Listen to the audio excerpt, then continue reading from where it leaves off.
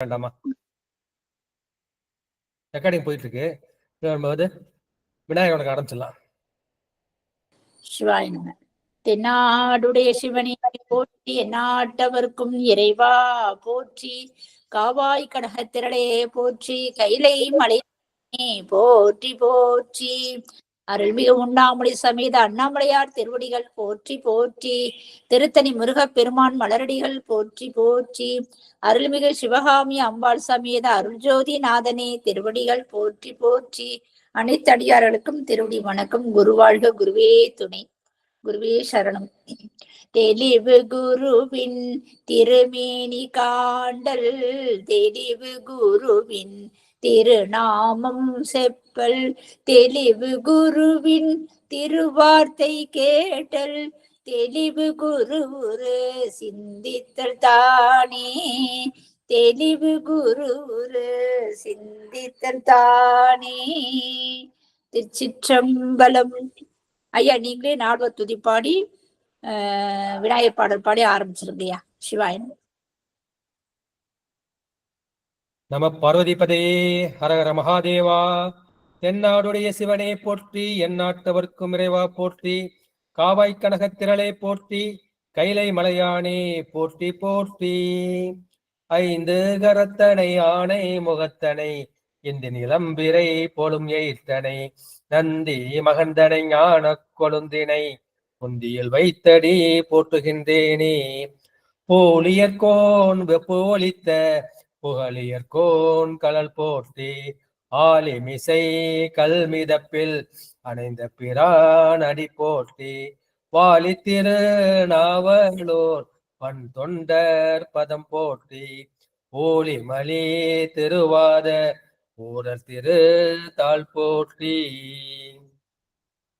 மெய்யன்பர்களே, நம்மை எல்லாம் இயக்கிக் கொண்டிருக்கும் தில்லைக்கூத்தனின் திருப்பாதங்களை மனம் மொழி மெய்களால் வணங்கி மகிழ்கின்றேன். சைவத்தையும் தமிழையும் இதுவரை நமக்கு கட்டிக்காத்து கொடுத்தருளிருக்கும் சைவ மடாதிபதிகளின் பொன்னார் திருவிகளை திக்கு நோக்கி தண்டனிட்டு வணங்கி மகிழ்கின்றேன். இந்த இணையத்தில் இருந்திருக்கும் அடியார் குடிமக்களின் திருவிடைகளை சிவனடியாக எண்ணி என் சென்னி மீது சுட்டி கொண்டு இன்றைய திருமந்திர சிந்தனையை நாம் தொடங்கி தொடர்வோமாக. மெய்யன்பர்களே, சென்ற வாரம் நாம் திருமந்திரத்தில் அந்தணர் ஒழுக்கம் என்ற தலைப்பில் நாம் சிந்தித்தோம். இப்பொழுது அரசாட்சி முறை என்ற தலைப்பில் நாம் சிந்திக்க இருக்கின்றோம். ஆதி காலத்தில் 4 வர்ணங்கள் 4 ஆசிரமங்கள் இருந்தன. வர்ணம் என்பது முதல் அந்தணர்கள், இரண்டாவது வர்ணம் சத்திரியர்கள் அல்லது அரசர்கள், மூன்றாவது வைசியர்கள் அல்லது வணிகர்கள், நான்காவது சூத்திரர்கள். இது வர்ணம் என்று சொல்லக்கூடியது. அடுத்த ஆசிரமம், நாம் பிறந்ததிலிருந்து கல்யாணம் ஆகும் வரைக்கும் நம்ம பிரம்மச்சாரியாக இருக்கின்றோம். திருமணம் முடித்து நம்ம கிரகஸ்தனாக மாறி விடுகின்றோம். கிரகஸ்தனாக மாறி இப்போ பிள்ளைங்க வளர்ந்துடுச்சு, அதுங்க கல்யாணம் ஆயிடுச்சு, அதுங்களுக்கு பிள்ளை பிறந்துடுச்சு. அப்புறம் அதுங்க கிட்ட பொறுப்பை படிச்சு நம்ம எல்லா இடத்துலையும் இருக்கக்கூடாது. மனைவியை கூட்டிக்கிட்டு நம்ம ஒரு அந்த காலத்துல காட்டுக்கு கிளம்பிடுவாங்க. காட்டுக்கு போயிட்டு புருஷனும் பொண்டாட்டியும் சிவனை நினைச்சு தியானம் பண்ணிக்கிட்டு ஜபம் பண்ணிக்கிட்டு அங்க இருப்பாங்க. அது முடிஞ்சோன்னா கணவனோ மனைவியோ யாராவது ஒருத்தர் இறந்து போயிடுவாங்க. இறந்து போயிட்டாங்கன்னா அடுத்து அவங்க சன்னியாசம் ஆயிடுவாங்க. இது ஆசிரமம், பிரம்மச்சரியம், கிரகஸ்தம், வானப்பிரஸ்தம், சன்னியாசம். அந்த மாதிரிதான் நம்முடைய பாரத தேசத்துல இந்து கலாச்சாரம் அந்த மாதிரிதான் இருந்திருக்கு. அதுல முக்கியமா போற்றப்படுவனா அந்த அந்தணன் தான். அவருடைய ஒழுக்கம் கொஞ்சம் கூட குறையக்கூடாது. அந்தனுக்கு அடுத்தபடி இருக்கிறது சத்திரியனாகிய அந்த அரசன். அந்த அரசன் அவன் எப்படி இருக்கணும், அவனுடைய அரசாட்சி முறை எப்படி இருக்கணும் கருத்தை இந்த பதிகத்தில் திருமலையா சொல்லுகின்றார்கள். இதற்கு அரசாட்சி முறை அல்லது ராஷ தோஷம் என்று ஒரு தலைப்பு கொடுக்குறார். ராஜா கிட்ட தோஷம் இருக்கக்கூடாது, குற்றம் இருக்கக்கூடாது. தமிழ்ல தோஷம் தோடம்னு சொல்லுவாங்க. அத ராச தோடம் என்ற தலைப்புல கொடுத்திருப்பாங்க. அரசர்கிட்ட நம்முடைய குற்றம் இருக்கக்கூடாது. அந்த அடுத்தபடியா இருக்கிறவன் இந்த அரசன் தான். அவன்தான் நாட்டுல இந்த நீதி நெறியெல்லாம் பரிபாலனம் செய்யக்கூடியவன். மக்களை தன்னுடைய சொந்த குழந்தைகள் போல பாவிக்கக்கூடியவன். இந்த முறை செய்து காப்பாற்றும் மன்னவன் மக்களுக்கு இறை என்று வைக்கப்படும். திருவுடைய மன்னரை கண்டால் திருமாலை கண்டது போல் என்றும் சொல்வார்கள். அரசன் அது தெய்வத்துக்கு ஒப்பானவன். ஒருத்தர் காக்குறான்னா தெய்வத்துக்கு மேலதான். ஒரு டாக்டர் ஒரு உயிரை காப்பாற்ற, ஐயா நீங்க தெய்வம் மாதிரி என்ன காப்பாத்துறீங்க அப்படின்னு கையெழுத்து கும்பிடுறாங்க. என்கிட்ட உள்ள அந்த தெய்வத்தை அவங்க பாக்குறாங்க. அப்புறம் இந்த அரசன் உள்ள தெய்வ தன்மை வெளிப்பட வேண்டும். அந்த குற்றத்தன்மை, காம, குரோதம், லோபம், மோகம், மதம், ஆச்சரியம் குற்றத்தன்மை அவனிடம் வெளிப்படக்கூடாது. எனவே வந்து மக்களை வந்து ஒரு குழந்தை போல பாவிக்க வேண்டும். அரசருக்கு உண்டாக அந்த குற்றங்களை வந்து உணர்த்துவது. அந்தனருக்குரிய ஒழுக்கம் எது எது என்று முதல் பதிகத்துல வந்து நம்ம பார்த்தோம். அடுத்த நிலையாகி அந்த அரசருக்கு இன்னென்ன குற்றங்கள் வந்து இருக்கக்கூடாது. எனவே 4 வகை வர்ணத்தில் அந்தண வர்க்கத்து ஒழுக்கமே அது கடவுள் நெறிக்கு சிறப்புடைய. ஏன்னா திருமேனியை வந்து தொட்டு தீண்டி பூஜை செய்யக்கூடிய உரிமையுடையவர்கள் அந்தணர்கள். எனவே அது வந்து எல்லோராலும் முடியாது. எனவே அதை வந்து விதந்து பாராட்டி கூறினார். அதை வந்து உடன்பாட்டிலும் கூறினார், எதிர்மறையிலும் வந்து கூறினார். அடுத்து வந்து அரசர் ஒழுக்கம். அரசரும் வந்து ஒழுக்கமா இருந்தாதான் அவன் நாடு வந்து நல்லா இருக்கும். எனவே அதை வந்து 10 பாடல்களால் இதில் கூறுகின்றார் என்று சொல்லிவிட்டு முதல் பாடலுக்குள் செல்லாம். கல்லாரசனும் காலனும் நேரொப்பர் கல்லாரசனில் காலன் மிக நல்லன் கல்லாரசன் அறம் ஓரான் கொல்லென்பான் நல்லாரை காலன் நணுகினில்லானே. கல்லா அரசன் இந்த நீதி நெறிகளை, சிவநெறிகளை, சிவ தர்மங்களை அதை கல்லாத அந்த அரசனும் அந்த ராஜாவும் காலனும் நம் உயிரை பற்றக்கூடிய அந்த யம தர்மனும் நேரொப்பர். அவர்கள் வந்து இருவருக்கு ஒருவர் ஒப்பானவர் ஆவார்கள். எப்படி அப்படின்னா, கல்லா அரசனின் காலன் மிக நல்லன். இந்த நல்ல நீதி நெறிகளை கற்காத அந்த அரசனை விட இந்த காலன் நம்ம உயிரை பற்றக்கூடிய அந்த காலனாகிய யமன் வந்து மிக நல்லவன். ஏன் அப்படி? கல்லா அரசன் அறம் ஓரான் கொல் என்பான். இந்த கல்லாத அரசன் வந்து என்னப்பா, இவன் நல்லவன் இவன் கெட்டவன் பார்க்காம கொல் என்று சொல்லுவான். பாண்டியராஜன் பார்த்தோம் இல்லையா, அவன் வந்து கோவலனை பார்த்து இவனை கொன்று வருக என்ன சொன்னவன் விசாரிச்சணும். விசாரிக்காமே அவனை கல்வன் என்று முடிவு செய்து அவனை கொல் என்று அவன் ஆணையிட்டு விடுகின்றான். அது போல அறத்தை பார்க்காமல் அவன் கொல் என்று சொல்லிவிட்டான். அதுபோல குற்றமுள்ள அரசன் வந்து அறத்தை பார்க்காமல் கொல் என்று சொல்லுவான். நல்லாரை காலன் நரகன் இல்லானே. ஆனா இந்த காலன் இருக்கானே, இவன் வந்து நல்லவன், இவன் வந்து சிவபக்தன், இவனை வந்து நம்ம பிடிக்க கூடாது என்று அவர்களை வந்து அவன் அணுக மாட்டான். அவர்கள் வந்து சிவகணங்கள் தான் கூட்டிச் செல்வார்கள். எனவே இவன் வந்து கல்லாத அரசனை காட்டிலும் காலன் மிக நல்லன் என்பதுதான் இந்த பாடலின் திரண்ட கருத்து. எனவே நீதி நூலை கல்லாத அந்த அரசனும் நம் உயிரை கவரக்கூடிய அந்த கூற்றுவனும் அவர்கள் என்ன செய்வார்கள்? அவர்கள் வந்து கொலையை புரிவதால், உயிரை கவருவதால் அவர்கள் ஒருவருக்கு ஒருவர் ஒப்பாக ஆவார்கள். ஆனா கல்லா அரசனை விட கூற்றுவன் வந்து மிக நல்லவன். கல்லா அரசன் வந்து தனது அறியாமை காரணமாக காமம், குரோதம், லோபம், மோகம், மதம், ஆச்சரியம் காரணமாக என்ன செய்வான்? ஒரு குற்றம் செய்யாதவர்க்கும் ஆராயாமல் அவன் கொலை தண்டனையை வந்து விதிப்பான். ஆனால் கூற்றுவன் என்ன செய்வான்? அவன் அறமுடையவர்பால் வந்து தண்டம் செய்வதற்கு அவன் நெருங்க மாட்டான் என்ற கருத்தை வந்து இந்த பாட்டுல சொல்றான். உங்களுக்கு எல்லாம் தெரிஞ்சது அந்த கண்ணகி கதை தான். கண்ணகியுடைய கணவனாகிய கோவலன் என்ன செய்கின்றான்? அவன் வந்து வறுமை வந்து அந்த சிலம்பை விற்பதற்காக சொல்லும் போது அந்த முன் ஜென்ம கர்மத்தால் அவன் இந்த பொற்கொள்ளிடம் அகப்பட்டுக் கொள்கின்றான். பொற்கொள்ளன் என்ன செய்கின்றான்? அவன் வந்து பாண்டிமாதேவியின் அந்த சிலம்பை வந்து அவன் திருடி கொண்டு இந்த சிலம்பை வந்து காட்டிவிட்டு இந்த கல்வன் அகப்பட்டு விட்டான் என்று சொன்ன அந்த கல்வனை கொணர்க என்று இவன் சொல்ல வேண்டும். ஆனா வாய் பிறந்து அவன் கல்வனை கொள்க என்று ஆணையிட்டு விடுகின்றான். அந்த காலத்துல அரசன் தான் வந்து நீதிபதியாக இருக்கின்றான். எனவே அவனுடைய அரசாணையின்படி கோவலனை வந்து கொண்டு விடுகின்றான். கொண்டு விட்டு அப்புறம் கண்ணகி வந்து சபைக்கு வருகின்றாள். சபை வந்து தன்னுடைய சிலம்பை காட்டி என்னுடைய வந்து மாணிக்கப்பரல் உண்டு முத்துப்பரல் என்று தன்னுடைய மறு சிலம்பை போட்டு உடைக்கும் போது அந்த மாணிக்கப்பரல் வந்து மின்னும். அதை பார்த்தோன்னே பாண்டிய அரசன் வந்து என்ன செய்கின்றான்? தன்னுடைய தவறை வந்து உணர்ந்தது. நல்ல அரசன் அல்லவா? எனவே வந்து பொன்சை கொல்லன் தன் சொல் கேட்ட யானோ அரசன் யானே கல்வன், நான் தான் கல்வன், நான் அரசன் இல்லைன்னு சொல்லிட்டு உயிரை விட்டுறான். அதை பார்த்து பாண்டிமாதேவியும் இந்த கற்பனரின் காரணமாக தன்னுடைய உயிரை விட்டு விடுகிறார்கள். இது வந்து நல்ல அரசர்கள் பற்றிய சொல்றது. இந்த நல்ல அரசர்கள் கூட என்ன செய்வார்கள்? இப்படி நீதி பிறந்து விடுவார்கள். அதுக்கு காரணம் வந்து அந்த ஊழ் என்ற கருத்தை வந்து நம்ம பார்த்திருக்கோம். எனவே அரசருக்கு வந்து அந்த காலத்துல எல்லா நூல்களையும் கற்பிப்பார்கள், எல்லா கலைகளையும் கற்பிப்பார்கள். ஆய கலைகள் 64 கற்பிப்பார்கள். அவர்கள் கற்று தேர்வார்கள். அது முக்கியமானது வந்து நீதி நூல் கல்வி, அறநூல் கல்வி, அந்த அறநெறி கல்வி, சிவநெறி கல்வி, இதையெல்லாம் வந்து அவர்கள் கற்றுக்கொள்வார்கள். அதை கற்றாதவர்கள் நம்ம கற்கலன்னு வச்சாங்க, படிக்கலன்னா அவருக்கு எப்படி புத்தியில ஏறும்?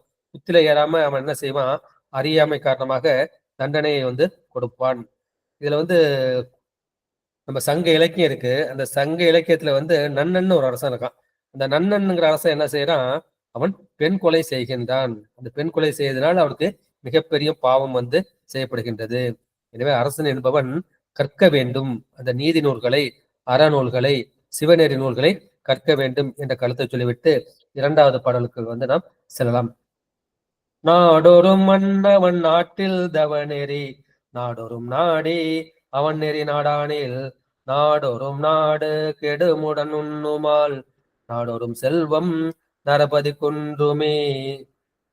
நாடோறும், நாடோறும்ங்கிறத நாள்தோறும் இந்த அங்க நாள்தோறும் வந்திருக்கு. மன்னவன் நாள்தோறும் என்ன செய்யலாம், நான் நாட்டில் தான் அரசாட்சி செய்கின்ற அந்த நாட்டில் தவநெறி, அந்த தவநெறியை ஆராய்ந்து அந்த தவநெறியை மறுபடியும் வந்து நாட வேண்டும், தவநெறியை விரும்ப வேண்டும். தவநெறி நாடோறும் நாடி அதை விரும்பி அவன் நெறி நாடானேல், தவநெறியை ஆராய்ந்து அவன் நீதியை நாட வேண்டும். அந்த நீதியை நாடாவிட்டால் என்ன செய்யும், நாடோறும் நாடு கெடும். அவன் வந்து நீதி நெறியை நாடாவிட்டால், அந்த தவநெறியை ஆராய்ந்து அறநெறியை அவன் கடைபிடிக்காவிட்டால் அப்போது நாள்தோறும் ஒவ்வொரு நாளும் அந்த நாடு வந்து கெடும். உடன் உண்ணுமால் நாடோறும் செல்வம் நரபதி குன்றுமே. அப்ப நாள்தோறும் என்ன செய்யும், அந்த நாடு வந்து கெட்டு போய்கொண்டே இருக்கும். செல்வம் வந்து குன்றும், நாடோறும் செல்வம் குன்றுமே. நரபதி, இந்த நரபதியும் குன்றுமே, அந்த அரசனும் வந்து அழிவான். எனவே அரசன் வந்து அந்த நீதி நெறியை விட்டு விலகிவிட்டால் அந்த நாடு உடன் கெடும், விரைந்து கெடும் என்று சொல்லுகின்றார்கள். இவை நாட்டில் வந்து அவநெறி வந்து நீங்க வேண்டும், தவநெறி வந்து தலைக்க வேண்டும் என்ற கருத்தை வந்து இந்த பாட்டுல வந்து சொல்லியிருக்கின்றார்கள். எனவே ஒரு அரசன் வந்து நம்ம ஏற்கனவே முதல் பாட்டுல சொன்ன மாதிரி அந்த நீதி நூலை வந்து கற்க வேண்டும். கற்றுவிட்டு என்ன செய்யலாம், அதன்படி ஒழுக வேண்டும். கற்க கசடர கற்பவை கற்ற பின் நிற்க அதற்கு தக, அந்த நீதி நூல் சொல்லப்படி அவன் நின்று ஒழுக வேண்டும். எனவே நீதி நூலை அரசன் கற்றுவிட்டான். அந்த நூலின் படி அவன் முதலில் வைதிக நெறி என்கின்ற அந்த வேத நெறியை அவன் முதலில் கடைபிடிக்க வேண்டும். அடுத்த பிறகு ஆகம நெறியாகிய அந்த சிவநெறியை அவன் வந்து கடைபிடித்து அந்த கோயில்களில் பூஜைகள் வந்து முட்டாத வண்ணம், தடைபடா வண்ணம் அவன் செய்ய வேண்டும். அதுபோல் நாள்தோறும் தனது நாட்டில் என்னென்ன நிகழ்கின்றது என்பதை ஒற்றர்கள் மூலமாகவும் அந்த மந்திரிகள் மூலமாகவும் அவன் கேட்டு ஆராய்ந்து அதை குற்றத்தை களைந்து நல்லதை வந்து நடைபெற செய்ய வேண்டும். அவ்வாறு செய்யாவிட்டால் என்ன ஆகும், அவனது நாடும் செல்வமும் நாள்தோறும் என்ன செய்யும், படிப்படியாக குறைந்து இறுதியில் வந்து முழுதும் கெட்டுவிடும். அதற்கு காரணம் என்ன, அறநெறி குறைந்து இந்த பாவ நெறி மலிந்து விட்டது. எனவே நாட்டில் வந்து இந்த பலிகள் எல்லாம் நிறைக்கும். எனவே வைதிக நெறி, சிவநெறி இவற்றை அவன் தவறாமல் கிடைக்க வேண்டும். இந்த தமிழ்நாட்டு மன்னர்கள் எல்லாம் வந்து பெரும்பாலும் வந்து சைவத்தில் தான் இருந்திருக்கிறார்கள். சிவ ஆலயங்கள் தான் அவர்கள் போற்றி வழிபட்டு இருக்கிறார்கள். மற்ற மதங்களையும் அவர்கள் வந்து அனுசரித்து வந்தார்கள். மக்கள் வந்து பல மதங்கள் இருப்பார்கள், எல்லோரையும் அவர்கள் அரவணைத்து சென்று கொண்டிருக்கின்றார்கள் என்று சொல்லியிருக்கின்றார்கள். இதற்காக தான் அரசன் என்ன செய்யணும், அவன் வந்து பெரியாரை வந்து துணை கொடுக்க வேண்டும். அது அந்த காலத்துல ஐம்பெருங்குழு என்பேராயம் என்ற 2 குழுக்கள் வந்து இருந்திருக்கின்றன. அது வந்து மன்னனுக்கு வந்து அவன் தன்னிச்சையாக முடிவெடுக்க மாட்டான். அந்த ஐம்பெரும் குழுவையும் என்பாராயத்தையும் கூட்டி இது நான் செய்யக்கூடிய முடிவு சரிதானா என்று கேட்டு அதன்படிதான் வந்து பெரும்பாலும் வந்து நடப்பான். அதற்காக தான் நம்முடைய ஞானசம்பந்த பெருமானும் என்ன சொன்னார், வாழ்க அந்தனர் வானவர் ஆனினம் வீழ்க தன்புணல் வேந்தனும் ஓங்குக. அந்த நின்றசேர் நெடுமாறன் கூன்பாண்டியனாக இருந்தான். அவனை வந்து வாழ்த்திய போது அந்த வேந்தனும் வந்து கூன்பாண்டியனாக இருந்தவன் நின்றசேர் நெடுமாறனாக உயர்ந்தான். இதுதான் இந்த திருஞான சம்பந்த புராணத்துல வந்து நம்ம அம்மா கூட சொன்னாங்க, ஆளும் மன்னனை வாழ்த்தியது அர்ச்சனை மூலும் மட்டிவை காக்கும் முறைமையால்.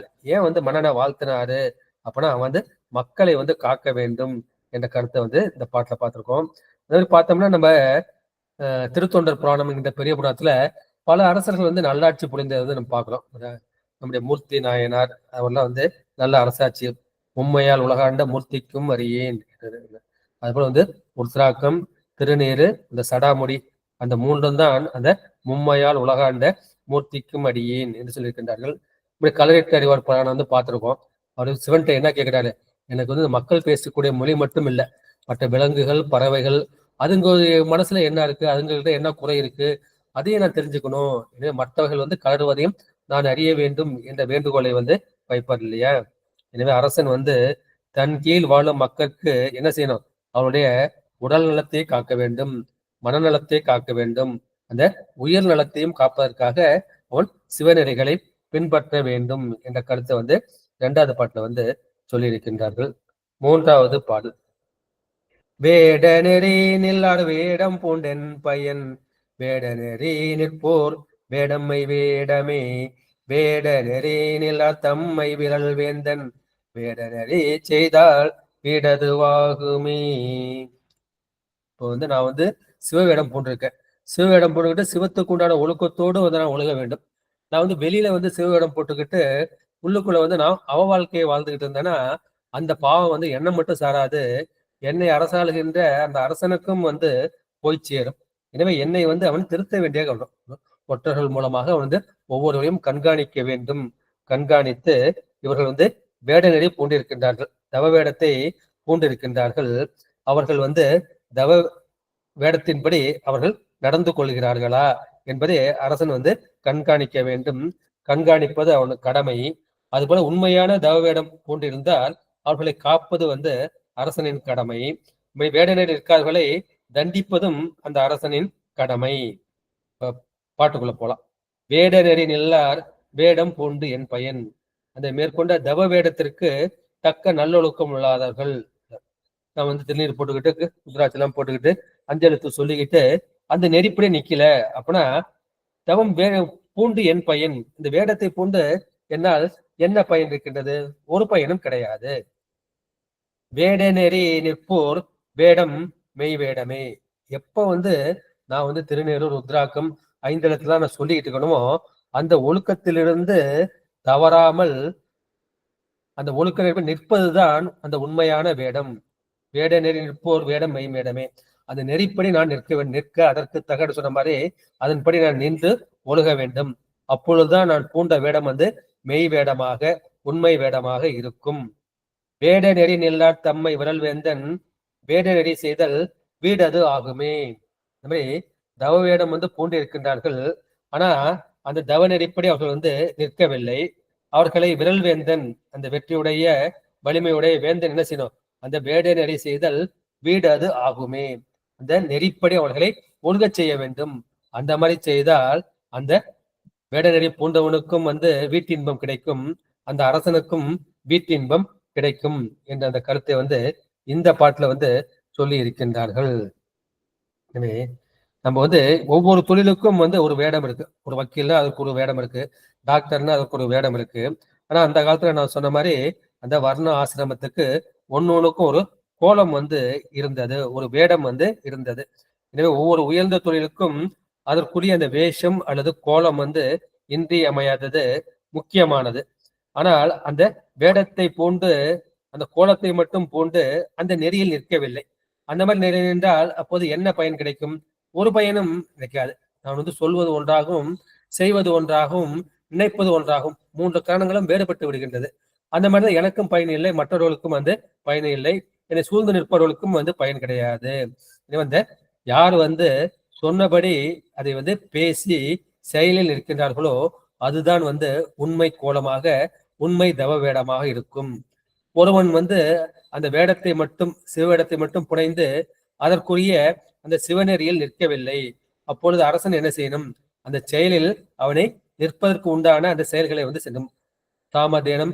சாமதானம் தண்டம் அப்படின்னு சொல்றாங்களா, அது மூலமா அவனை வந்து அந்த நெறியில் வந்து நிற்பிக்க வேண்டும். அதுதான் வந்து அவனும் உய்வதற்கு வழி, அந்த உலக மக்களும் உய்வதற்கு வழி. இந்த மக்கள் வந்து பல வகை வழிபாடுகளை செல்கின்றார்கள், பல வகை கடவுள்களை வந்து அவர்கள் வழிபட்டு நிற்கின்றார்கள். அதற்குரிய கோலத்தை வேடத்தை அவர்கள் பூண்டு நிற்கின்றார்கள். அந்த வேடமே மெய் வேடம். நம்ம கூட மெய்ப்பொருள் நாயனார் போலாம் வந்து பாக்குறோம். இப்போ வந்து அவன் முத்துநாதன் என்ன செய்கின்றான், அவன் வந்து சிவவேடம் பூண்டு அவன் அவவேடத்தை வந்து செய்கின்றான். ஆனா என்ன செய்கின்றான், அந்த வேடமே மெய் வேடம் என்று நம்முடைய திருநீற்று நெறியில் நம்முடைய மெய்ப்பொருள் நாயன் நிற்கிறார். அது தனிப்பட்ட முறையில் அது. ஆனா பொதுப்படம் எப்படி இருக்கணும், ஒருத்தன் வந்து தனக்கு நேர்ந்ததுன்னு அவர் பொறுத்துக்கிட்டாரு. இதே இன்னொருத்தன் வந்து அந்த தவ இடத்தை போட்டு இன்னொருத்தன் கொண்டானா நிச்சயமா அவர் தண்டிச்சிருப்பார். எனவே அவர்கள் வந்து அது போலியா நிக்க கூடாது. நம்ம வந்து நிற்கிறது வந்து உண்மையாக நிற்க வேண்டும், உண்மை நெறியில் நிற்க வேண்டும். இப்போ போலியா வந்து நடிக்க கூடாது. நாடகத்தால் உன் அடியார் போல் நடித்து நான் நடு வீடகத்தே மிக பெரிதும் விளைகின்றேன்னு மாணிக்கவாசகர் பாடுவார் இல்லையா? ஆனா அது மாதிரி நம்ம வேடம் பூண்டா கூட படிப்படியா என்ன செய்யும், அந்த வேடத்துக்குரிய ஒழுக்கம் வந்து வந்துவிடும். இப்ப நான் என்ன பண்றேன், இப்ப நான் வந்து இது போட்டுக்கிறேன், திருநீர் போட்டுக்கிறேன். திருநீர் போட்டு நான் போய் பீடி சிகரெட் வந்து குடிக்க முடியாது. இந்த வேடமே வந்து என்ன வந்து காப்பாத்தும். இப்ப போய் நம்ம குடிக்கலாமா, 4 பேர் என்ன நினைப்பாங்க, அந்த மாதிரி இப்ப நாடகத்தால் நடிச்சா கூட என்ன செய்யும்னா அதுக்கு படிப்படியாக அந்த உண்மை பயனை வந்து இறைவன் வந்து கொடுப்பான். எனவே இந்த உண்மையில் நிற்பவரையும் போலியாக நிற்பவரையும் மக்கள் வந்து அறிய முடியாது, நான் மன்னன் வந்து அது அறிய முடியும். எனவே அந்த போலிகள் வந்து மறுபடியும் தோன்றக்கூடாது. எனவே அதுதான் வந்து அது வீட்டிற்கு நெறியாகும் என்ற கருத்தை வந்து இதுல சொல்லியிருக்காரு. இதற்கு வந்து நிறைய திருக்குறள் வந்து நம்ம பார்க்கலாம். வானுயர் தோற்றம் எவன் செய்யும் தன் நெஞ்சம் தானறி குற்றப்படும். நான் வந்து இந்த மாதிரி வேஷம் போட்டுக்கேன், என் மனசுல வந்து குற்றம் இருக்கு, என் மனசுல உள்ளது எனக்கு தானே தெரியும். எனவே தன்னெஞ்சம் தானறி குற்றப்படின், என்ன மனசுக்கு தெரியுது நான் செய்யறது வந்து தப்புன்னு தெரியுது. அந்த மாதிரி இருக்கப்ப நான் வந்து இந்த வேஷம் போட்டு அது என்ன செய்யும், எந்த பயனும் விளையாது. 2வது குறள் வந்து தவம் மறைந்து அல்லவை செய்தல் புதல் மறைந்து வேட்டுவன் புல் சிமிழ்த்தற்று. இப்போ நம்ம நிறைய பார்க்கிறோம், பல சாமியார்கள் இருக்கின்றார்கள். அவர் வந்து பெண்கள் மேல் ஆசைப்பட்டு பொருள் மேல் ஆசைப்பட்டு அவர்கள் வந்து தவறு வந்து இழைத்து விடுகின்றார்கள். எனவே அவர்கள் என்ன செய்யறாங்க, தவ வேடத்தில் மறைந்து அல்லவை வந்து செய்கின்றார்கள், கெட்டதை வந்து செய்கின்றார்கள். அது எப்பேற்பட்டதுன்னா, ஒரு வேடன் இருக்கான், அவன் வந்து புதர்ல வந்து மறைஞ்சிட்டு அவன் என்ன செய்கின்றான், அந்த பறவை வந்து அவன் அம்பு போட்டு கொன்று விடுகின்றான். எனவே அந்த இதுக்கு ஒப்பானது என்று சொல்கின்றார்கள். அதை நம்ம பார்க்கிறோம். முத்தநாதன் பார்த்தோம், மேய்ப்பொருள் நாயனார் பார்த்தோம். அது மாதிரிதான் அதிசூரனும் ஏனாதிநாதரும். ஏனாதிநாதரும் உண்மையான சிவபக்தர். அவரை அதிசூரனால் வந்து வெல்ல முடியவில்லை. அவருக்கு கிடைக்கின்ற அந்த புகழையும் பொருளையும் அவனால் பொறுத்து கொள்ள முடியவில்லை. நேரடி போருக்கு போகின்றான், தோற்று விடுகின்றான். அப்புறம் என்ன செய்யறான், இவரோட ஒரே வீக்னஸ் வந்து இந்த திருநீர் தான். அப்புறம் என்ன செய்யறான், அவன் நெற்றியில் வந்து திருநீரை போட்டுக்கொண்டு அதை கவசத்தால் மறைச்சுக்கிட்டு நேரடி போருக்கு வரும்போது பாக்குறப்ப, ஆஹா இவர் வந்து சிவவேடம் பூண்டிருக்கின்றார், இவர் வந்து நாம் கொல்லக்கூடாது, நம்ம வந்து ஆயுதத்தை கீழே போடலாம்னா ஆயுதத்தை கீழே போட்டா நிராயுதபாணியை கொண்டு விட்டார் என்ற பழி வந்து அவருக்கு வரும் என்று அந்த கையை வந்து வாளை வந்து கையில் பிடித்து கொண்டு அவன் அதிசூரனும் வெட்டுண்டு வானுலகத்துக்கு செல்கின்றான் நம்ம பார்த்திருக்கோம். எனவே எந்த காலத்திலயும் வந்து அந்த மாதிரி கெட்டவங்க இருந்துகிட்டு தான் இருக்காங்க. பெரிய புராண காலத்திலயும் இருந்திருக்காங்க, இன்னைக்கும் வந்து இருந்துகிட்டு தான் இருக்காங்க. வேடம் புனைந்து நிறைய கார்பரேட் சாமியார்ஸ் வந்து அந்த மாதிரிதான் வந்து செஞ்சுக்கிட்டு இருக்காங்க. அடுத்த திருக்குறள் வந்து வலியின் நிலைமையான் வல்லுருவம் பெற்றம் புலியின் தோல் போர்த்து மேய்ந்தற்று என்று சொல்லி இருக்கின்றார்கள். ஒரு பசு இருக்கின்றது, பசுக்கு வந்து காட்டுக்கு பொண்ணு வச்சுங்க, அதை வந்து மற்ற விலங்குகள் வந்து அடித்து விடும். ஆனால் அந்த பசு என்ன பண்ணுது, புலியின் தோலை போர்த்து கொண்டு அது மேய்கின்றது.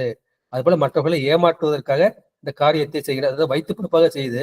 இவன் வந்து வாழ்க்கை நிலைக்காக வந்து இந்த மாதிரி செய்யறான். அது மாதிரி வலியில் நிலைமையால் வல்லுருவம், அவன்கிட்ட வலிமை இல்லை, அவன் புலித்தோலை பொறுத்து கொண்டு ஆனா உண்மையில வந்து அவன் பசுவாதான் இருக்கின்றான். அடுத்த குறள் உங்களுக்கு தெரிஞ்ச குறள் தான். மலித்தலும் நீட்டலும் வேண்டாம் உலகம் பழித்தது ஒழித்து விடன்.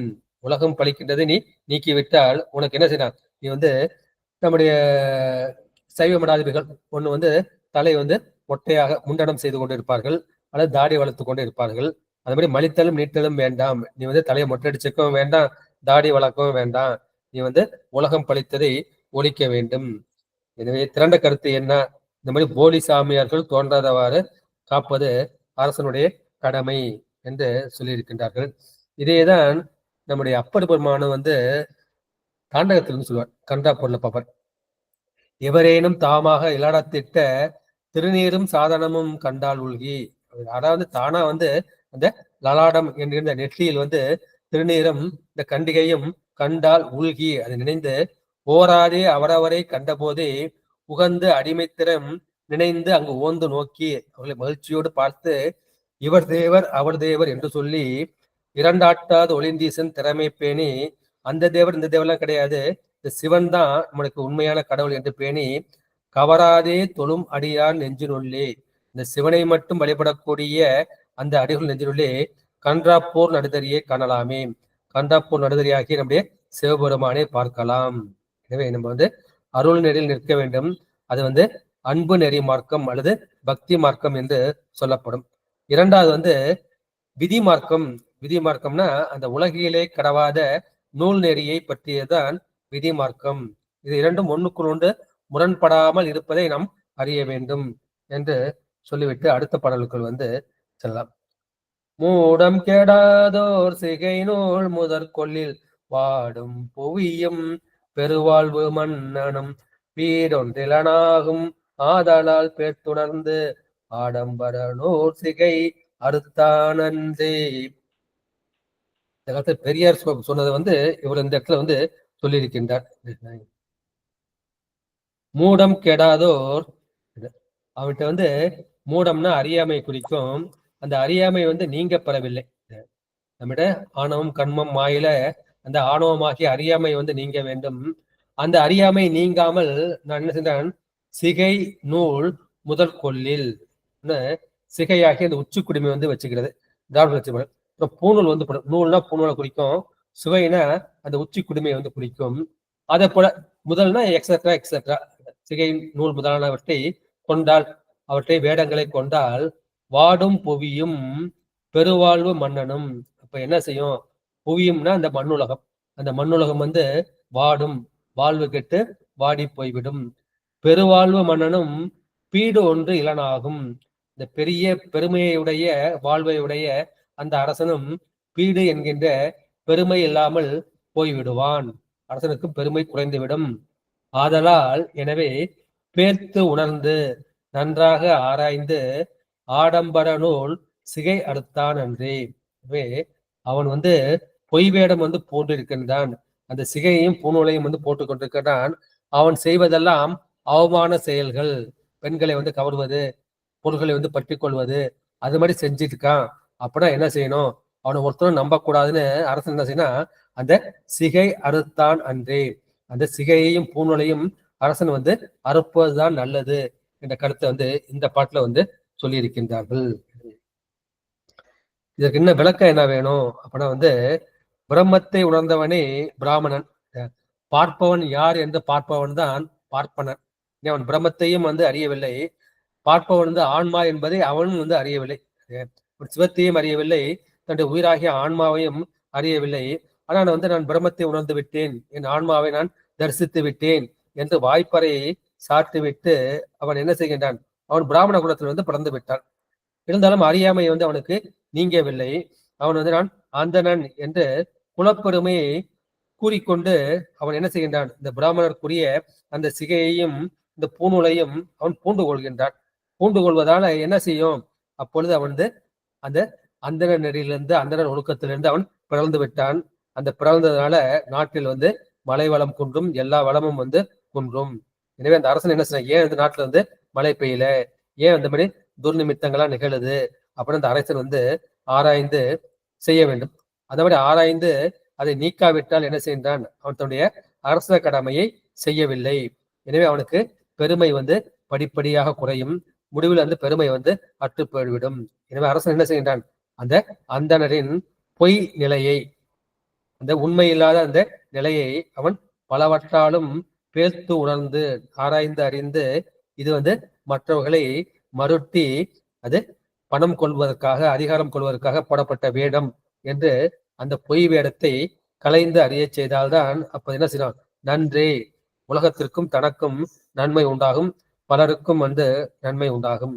எனவே வேடம் மட்டும் பூண்டு கொண்டு தம்மை பிராமணர் என்று யாரும் மதித்துக் கொள்ளக்கூடாது. தன்னுடைய அறியாமை வந்து நீக்க வேண்டும். அறியாமை நீக்கி சித்தமலம் அறுத்து சிவமாக வேண்டும். அந்த சித்தமலத்தை அறுப்பதற்கு அவர்கள் முயற்சி செய்து வெற்றி பெற வேண்டும். அந்த மூடத்தை அவர்கள் போக்கிக் கொள்ள வேண்டும். எனவே அவன வேடத்தை மட்டும் பார்த்துட்டு இவனை உயர்ந்தோர் என கருதி என்ன செய்வாங்க, நிறைய பேர் அதற்கு தானங்கள் வந்து கொடுப்பாங்க. அப்புறம் செய்யும் தானங்கள் அது என்ன செய்யணும், அதன் மூலமாக அவன் வந்து தீயதை தான் செய்வான், வந்து வேள்வி ஏற்க மாட்டான், மற்ற பெண்களுக்கு வந்து அவன் வாரி கொடுப்பான். எனவே தீமைகள் நடப்பதற்காக அந்த பொய் வேடத்தை அரசன் களைய வேண்டும். அந்த மாதிரி களைந்தால்தான் மெய் வேடத்தால் நன்மை விளையும். எனவே அரசன் வந்து அந்த வைதிக நெறியும் காக்க வேண்டும், ஆகம நெறியும் காக்க வேண்டும் என்ற கருத்து வந்து இந்த பாட்டில் சொல்லப்பட்டது. அடுத்த பாடல் 5வது பாடல். ஞானமிலாதார் சடை சிகை நூல் நன்னி ஞானிகள் போல நடிக்கின்றவர் தம்மை ஞானிகளாலே நரபதி சோதித்து ஞானம் உண்டாக்குதல் நலமாகும் நாட்டிற்கே. இவன் நடிக்கிறான்ங்கிறது யாரு கண்டுபிடிக்க முடியும்? அரசனால வந்து கண்டுபிடிக்க முடியுமா? கண்டுபிடிக்க முடியாது. அதுக்கு என்ன செய்யணும்? அந்த உண்மை ஞானிகள் மூலமா தான் இவன் வந்து உண்மையான ஞானியா போலி ஞானியா என்பதை அரசன் வந்து கண்டுபிடிக்க வேண்டும். அந்த மாதிரி சோதித்து ஞானத்தை உண்டாக்கினால் நாட்டிற்கு நலம் உண்டாகும் என்பது இந்த பாடலின் திரண்ட கருத்து. ஞானம் இல்லாதார், அந்த உண்மையான ஞானம் இல்லாதவர்கள் சடை சிகை நூல் நன்னி, அவர்கள் வந்து தனது சடாமுடி வைத்திருக்கின்றார்கள், சிகை உச்சிக்குடி வைத்திருக்கின்றார்கள், பூணூல் போட்டிருக்கின்றார்கள் முதலியவற்றை ஞானிகள் போல நடிக்கின்றவர் தம்மை. சடை சிகை பூணூல் போட்டு ஞானிகளை போல நடிக்கின்றார்கள். ஆனால் உண்மை ஞானம் இல்லை. அப்போது அரசன் என்ன செய்ய வேண்டும்? இவன் உண்மையான ஞானியா அல்லது பொய் ஞானியா வேடம் போட்டிருக்கின்றானா என்பதை அவன் பரிசோதிக்க வேண்டும்.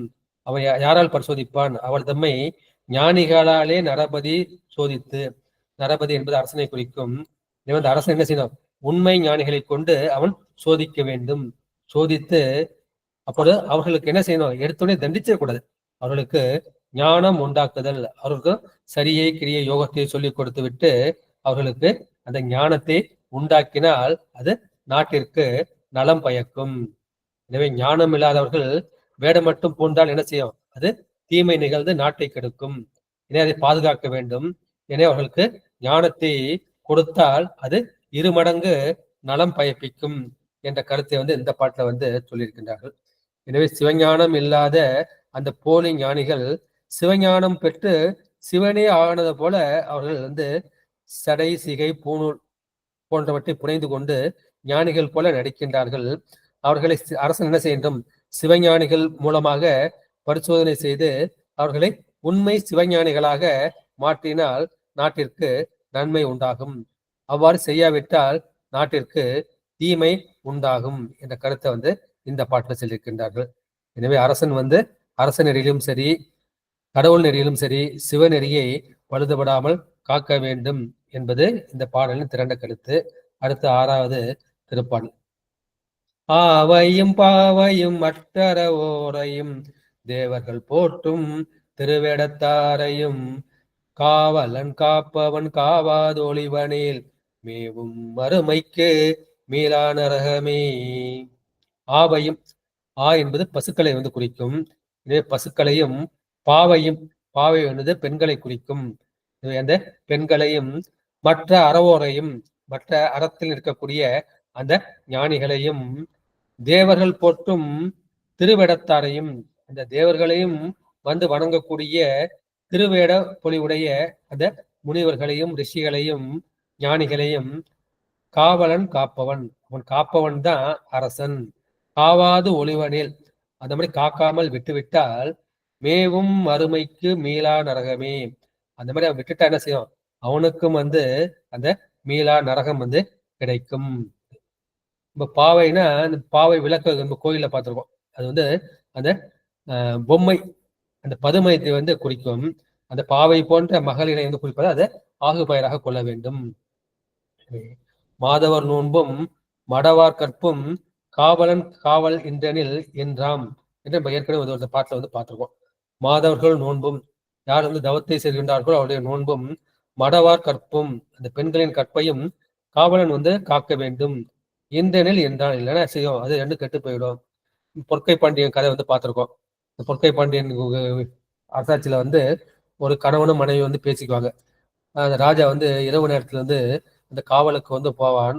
அப்போது போகும்போது என்ன செய்யணும்? அந்த புருஷன் வந்து நம்மகிட்ட வந்து செல்வம் இல்லை, நமக்கு குழந்தைகளா இருக்குது, நம்ம என்ன செய்யணும்? குழந்தைகளுக்காக நம்ம செல்வம் சேர்க்க வேண்டும். நான் வெளிநாட்டுக்கு போய் நான் செல்வம் சேர்த்துட்டு வருகின்றேன். அப்படி இப்போ எனக்கு யார் பாதுகாப்புங்கிறப்ப வந்து பொற்கை பாண்டியன் வந்து ஆண்டு கொண்டிருக்கின்றான். எனவே நீ வந்து பயப்பட வேண்டாம், நீ வந்து தாராளமாக இருக்கின்றான் என்று சொல்லிவிட்டு அவன் நாட்டை விட்டு புறப்படுகின்றான். இது வந்து அரசு என்ன செய்யனா தினந்தோறும் அந்த வீட்டுல வந்து ஸ்பெஷலா வந்து பாக்குறான், என்ன ஏதாவது நடக்குதா அப்படிங்கிறத பாக்குறான். பாக்குறப்ப பல வருடங்கள் போய்விடுகிறது. பல வருடங்கள் போன உடனே என்ன செய்யுதுன்னா, அந்த வீட்டுல வந்து ஒரு ஆண் குரல் வந்து கேட்குது. கேட்ட உடனே ஆகா, இந்த பெண் வந்து கற்பிலிருந்து திறந்து விட்டாலோ என்று சந்தேகப்பட்டு அந்த அரசன் வந்து கதவை வந்து தட்டுகிறான். தட்டுறப்ப அப்ப புருஷன் கேட்கறான், யார் இந்த நேரத்துல வந்து கதவை தட்டுறது அப்படின்னா அந்த அரசனுக்கு தன்னுடைய தவறு வந்து தெரிந்து விடுகிறது. ஆஹா, புருஷன் வந்து இருந்துட்டான், நம்ம போய் கதை தட்டணுமே அப்படின்னு நினைச்சுதான் ஒவ்வொரு வீட்டு கதையும் தட்டி விட்டு அவன் போய் விடுகின்றான். போனோம்னா மறுநாள் காலம்பட எல்லா மக்களும் போயிடுறாங்க. அடுத்து இந்த மாதிரி நல்ல வந்து ஒருத்தன் வந்து எல்லா வீட்டு கதவையும் தட்டி விட்டு போயிட்டான், இதை நீங்க என்ன இது நீங்க கேட்டு நீங்க செய்யணும். சரி, நான் கேட்கிறேன், கையை தட்டினவனுக்கு வந்து என்ன தண்டனை கொடுக்கணும் அப்படின்னு கேட்கிறான். கண்ணுக்கிறப்ப அப்ப அந்த மக்கள்லாம் என்ன சொல்றாங்கன்னா, யார் வந்து கையை தட்டினோ அந்த கையை வந்து வெட்ட வேண்டும் சொல்லு. உடனே அந்த அரசன் என்ன பண்ணா, அந்த உடைவாளை உருவி அந்த சோத்து கையை வந்து வெட்டி விடுகின்றான். அது வெட்டோன்னே அப்ப சிவனராலே அந்த கை வந்து பொற்கையாக மாறி விழுந்தது. அரசன் வந்து அந்த மாதிரி காவல் காப்பான் என்ற கருத்தை வந்து இந்த பெண்களை வந்து பசுவையும் ஞானிகளையும் அவன் காக்க வேண்டும் என்ற கருத்து வந்து இந்த கதையில் வந்து சொல்லப்படுகின்றது. அவன் என்ன சொன்னான், இதை என்பது பசுக்களை குறிக்கும், பாவை என்பது பெண்களை குறிக்கும், அறவோர் வந்து இல்லடத்தான் துறவடத்தார், இல்லடம் துறவடம் என்ற 2 அறங்கள் இருக்கின்றன. அவர்கள் வந்து தேவர்கள் போற்றும் திருவேடம் என்பது அந்த சிவஞானிகளை வந்து குறிக்கும். சிவஞானிகளை வந்து வழிபடுவதற்காக தேவர்களே வந்து வருவார்கள். அந்த மாதிரி அவர்களை நலியாமல் காக்க வேண்டியவன் அரசன். அவன் அதை செய்ய வேண்டும். அதை செய்யாவிட்டால் அவன் என்ன செய்வான், அவன் வந்து மீளா நரகம் வந்து போவான். நம்ம மீளா அடிமை போல அவன் மீளா நரகத்துக்கு போய் விடுவான் என்ற கருத்தை வந்து இந்த பாட்டுல வந்து சொல்லியிருக்கின்றார்கள். ஏன் வந்து பசுக்களை வந்து பாதுகாக்க வேண்டும் என்றால், இந்த சிவ வழிபாட்டுக்கு உண்டிய அந்த பஞ்ச கவியத்தையும் கொடுப்பது அந்த வாழ்க அந்தனர் வானவர் ஆண் இனம் என்று ஞானம் ஆண் இனத்தை வந்து குறித்தார். அப்புறம் சிலப்பதிகாரத்துல கூட கண்ணகி வந்து சொல்லுவா, இப்ப என்ன பண்றேன்னா, இப்ப கணவன் வந்து மனைவி விட்டு பிரிந்தால் அந்த மனைவி வந்து எந்த தர்ம செயலும் செய்யக்கூடாது, செய்வதற்கு அதிகாரம் இல்லை. மனைவி இல்லாமல் கணவனும் வந்து எந்த அரசியலும் வந்து செய்யக்கூடாது. அது அந்த காலத்துல வந்து ஒரு தர்மமாக இருந்தது. பாடல் எண் வந்துமா வரிசையில 243 அரசாட்சி முறையில வரிசையில வந்து 7 6 முடிச்சு 7க்கு போறோம். அப்போது அவள் என்ன செய்ய சொல்றேன்னா, அறவோர்க்கு அளித்தல் அந்தனர் ஓம்போல் துறவோர்க்கு எதிர்கொள்ளல் தொல்லோர் சுரப்பின் விருந்து எதிர்கோடல் இவை இழந்த எண்ணெய். இப்ப கணவன் இல்லாம என்ன செய்யற, அறவோர்க்கு அளிக்க முடியாது, அந்தனர்களை ஓம்ப முடியாது, துறவோர்க்கு எதிர்கொள்ள முடியாது, யார்ட்டா வீட்டுக்கு விருந்தாளி வந்தா கூட அவங்களே விருந்து கொடுக்க முடியாது. இந்த பெண்கள் செய்வதற்கு அந்த காலத்துல தர்மம் அந்த மாதிரி இருந்திருக்கு. மாதிரி நம்முடைய ராமன் கதையை பாக்குறோம். ராமன் என்ன பண்றான், சீதையை வந்து காட்டுக்கு அனுப்பிச்சிடறான். இந்த சீதையை போய் சேர்வதற்காக என்ன செய்யணும் அப்படின்னா வந்து, நீங்கள் வந்து ஒரு யாகம் செய்ய வேண்டும். இந்த யாகத்துக்கு என்ன செய்யணும், மனைவி கூட இருந்தா வந்து செய்யணும். மனைவி இல்லையேனா மனைவி போல ஒரு பொன்னால் ஆன ஒரு பொம்மையை செய்து கொண்டு அவன் செய்வான். எனவே அவர்கள் இதை செய்வதற்கு கணவன் மனைவி கிரகஸ்தர்கள் தான் செய்ய வேண்டும் என்ற களத்தை வந்து நம்ம பார்த்திருக்கோம். எனவே சிவ வழிபாடு செய்யக்கூடிய அவர்களுக்கு அதற்கு வேண்டுவற்றை அவன் கொடுக்க வேண்டும், உடன் இருந்து உதவ வேண்டும். அதை செய்வது பெரும்பாலும் வந்து பெண்கள் தான் செய்வார்கள்.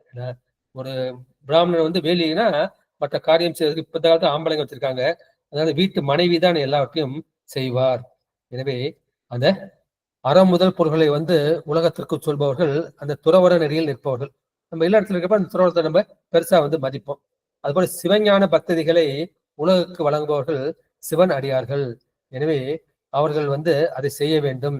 ஆனால் அவர்கள் செய்ய விடாமல் தடுப்பவர்கள் வந்து புலையர்கள், தூர்த்தர்கள், நாத்திகர்கள், புறச்சமைகள்.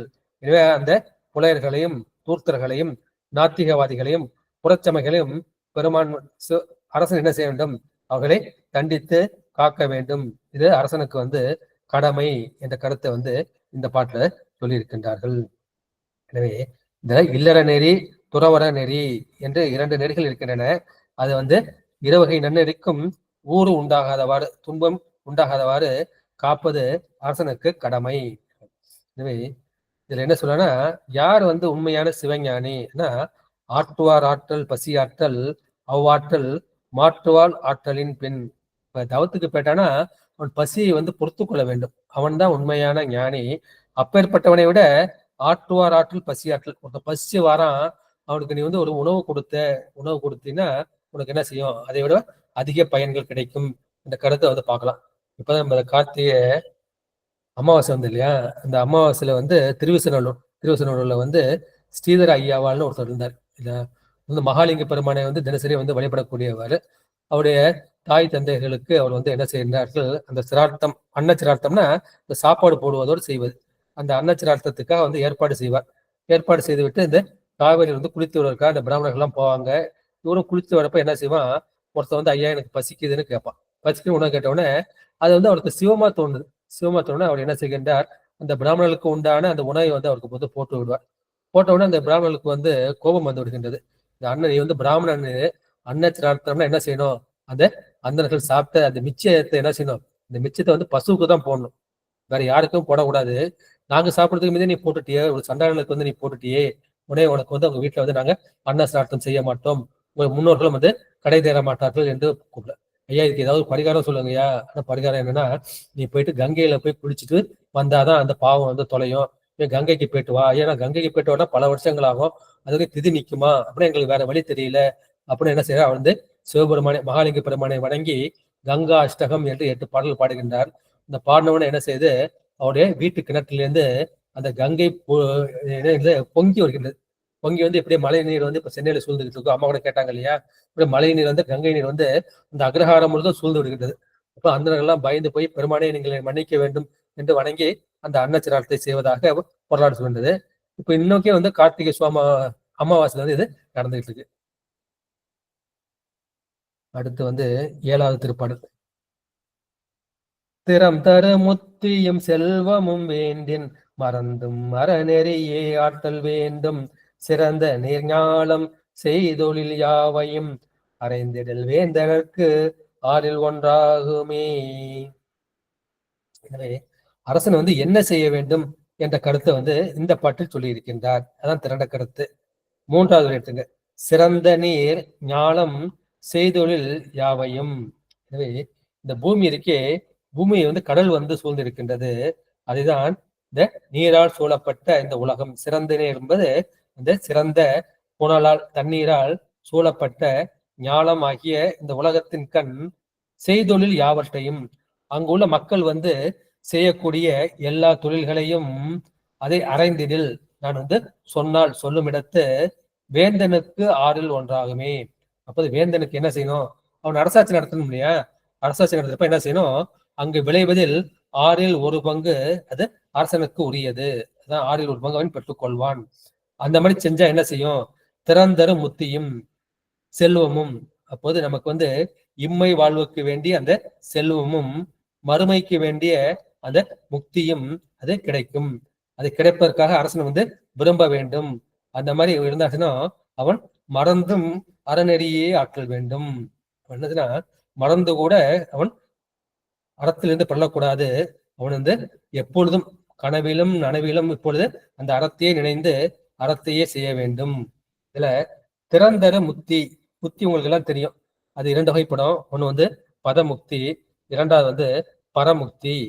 பதமுக்தி என்பது எப்படின்னா சாலோகம், சாமீபம், சாரூபம், இது 3ம் வந்து பதமுக்தி என்று சொல்லப்படும்.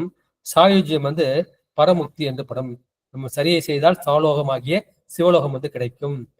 கிரியை செய்தால் நமக்கு சாமீபம், சிவபெருமானுக்கு சமீபமாக நம்ம வச்சுப்போம். இப்ப யோகம் செய்தால் நமக்கு அந்த சாரூபம் என்கின்ற சிவபெருமானின் உருவமே வந்து நமக்கு கிடைக்கும். இது 3மே வந்து பதமுக்தி தான். மீண்டும் அவர்கள் பிறப்பதற்கு வாய்ப்பு உண்டு. 4வது வந்து அந்த ஞானத்தின் மூலமா கிடைக்கக்கூடிய பரமுக்தி என்ற சாயுஜ்ய முக்தி. அதை என்ன செய்தான், அவன் வந்து அது மறந்தும் சொல்லும்னா நமச்சிவாயவே என்று நம்ம சுந்தரர் வந்து பாடுவார் இல்லையா, நான் வந்து மறந்தாலும் சரி என் நாக்கு என்ன சொல்லிட்டு இருக்கோம், அப்போது நட்டவா உனை நான் மறக்கினும் சொல்லும் நான் நமச்சிவாயவே. நம்ம வந்து நனவு நிலையில வந்து என்ன செய்வோம், இந்த மறதையும் நினைவும் மாறி மாறி வந்துகிட்டு இருக்கோம். ஒரு நம்ம மறந்த விட்டோட என்ன செய்யும், இந்த நாக்கு வந்து நமச்சிவாயன்னு சொல்லிக்கிட்டு இருக்கோம். அதுபோல் நான் மறந்து கூட என்ன செய்யணும், அந்த புண்ணியத்தை செய்து கொண்டே இருக்க வேண்டும், பாவத்தை செய்யக்கூடாது என்று அரசன் வந்து, ஏன்னா அரசன் வந்து மக்களுக்கு கட்டப்பட்டவன். நம்ம அந்த மக்கள் கொடுக்கக்கூடிய அந்த 6ல் 1 பங்கை வாங்கிதான் அவன் அரசாட்சியை செய்கின்றான் என்ற கருத்தை வந்து இந்த பாட்டுல வந்து நம்ம வந்து சொல்லியிருக்கின்றார்கள்.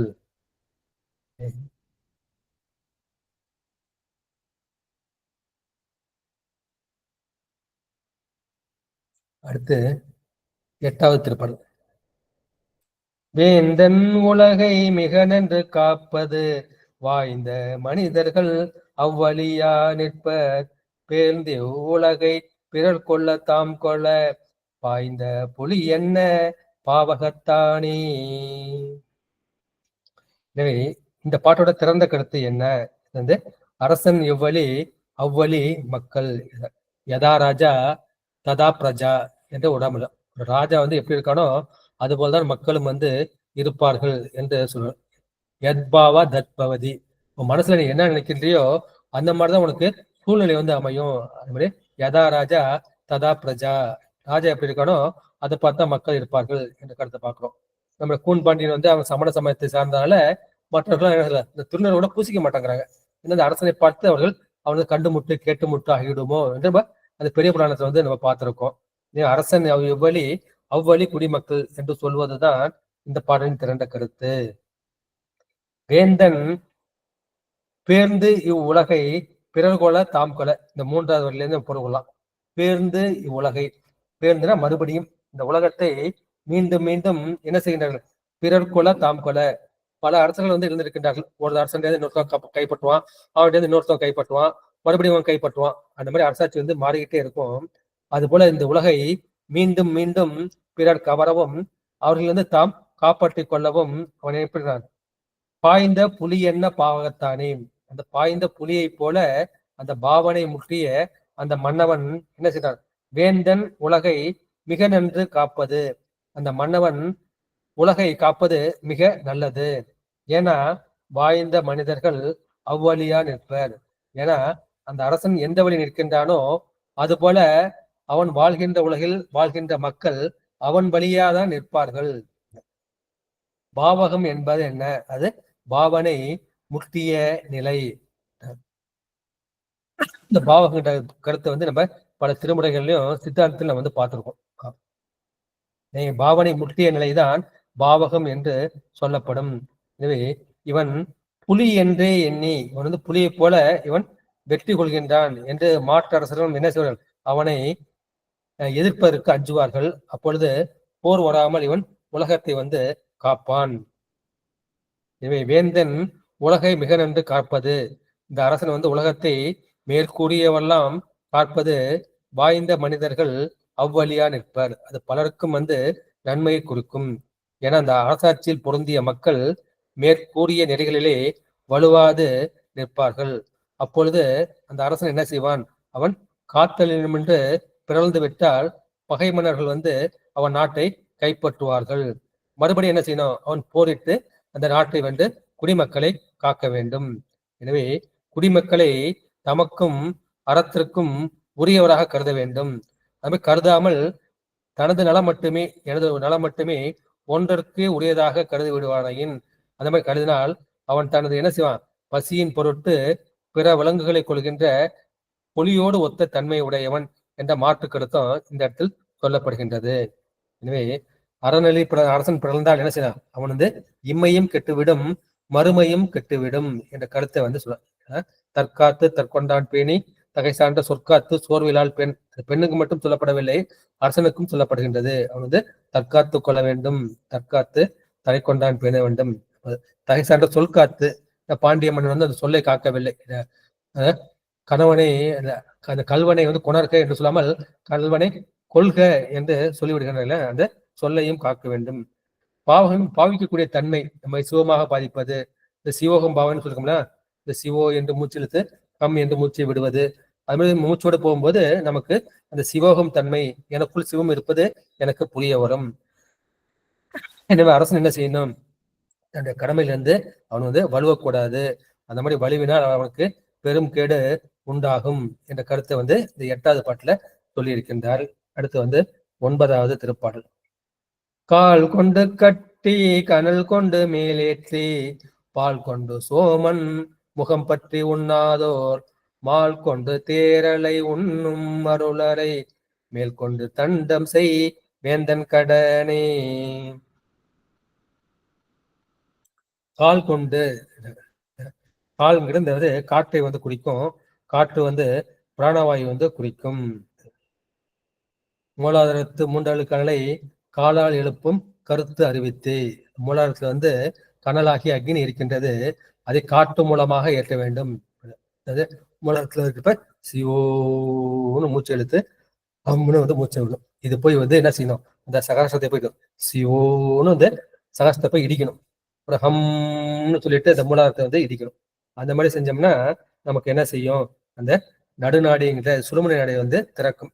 அது மூலமாக சிவ அனுபவத்தை வந்து நம்ம பெறலாம். அதுக்கு முக்கியமான வழி வந்து இந்த கால் என்கின்ற காற்று அல்லது பிராணவாயு அல்லது பிராணாயாமம். எனவே கால் கொண்டு கட்டி இந்த பிராணவாயுவை கட்டி கனல் கொண்டு மேலேற்றி அந்த மூலத்தில் உள்ள அந்த மூலாக்கினியை மேலேற்றி, மேலே என்பது எதை குறிக்கும் அப்படின்னா இந்த சகஸ்ராரம் என்கின்ற பிரம்மரந்திரம் அதுவரையில் ஏற்றி பால் கொண்டு சோமன் முகம் பற்றி உண்ணாதோர். எனவே இந்த மூலாக்கினி என்ன செய்கின்றார்கள், மூலாதாரத்திலிருந்து பிராணவாயு மூலமாக அந்த சகசாரம் என்கின்ற அந்த உச்சிக்குடிக்கினி கொண்டு செல்கின்றோம்.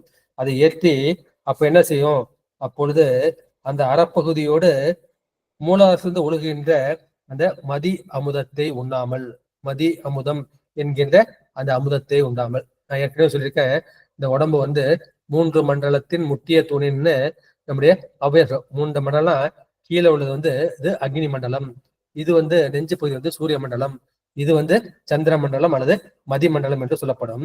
இதை படிப்படியா என்ன செய்யறோம், அந்த அக்னி மண்டலம் சூரிய மண்டலத்தை தாண்டி நம்ம சந்திர மண்டலத்துல வந்து அதை என்ன செய்யணும், அந்த சந்திர மண்டலத்துல இருந்து பெருமானையும் பெருமாட்டியும் தியானித்து அப்ப என்ன செய்யணும், இங்க இருந்து அமுதம் வந்து ஒழுகும், அமுதம் வந்து ஊறும். திருவாசகம் காயத்துள் அமுது ஊற ஊற கண்டுகொள் என்று காட்டிய. இப்போ உடம்புல என்ன செய்யும், அந்த அமுதம் வந்து ஊறிக்கொண்டே இருக்கும்.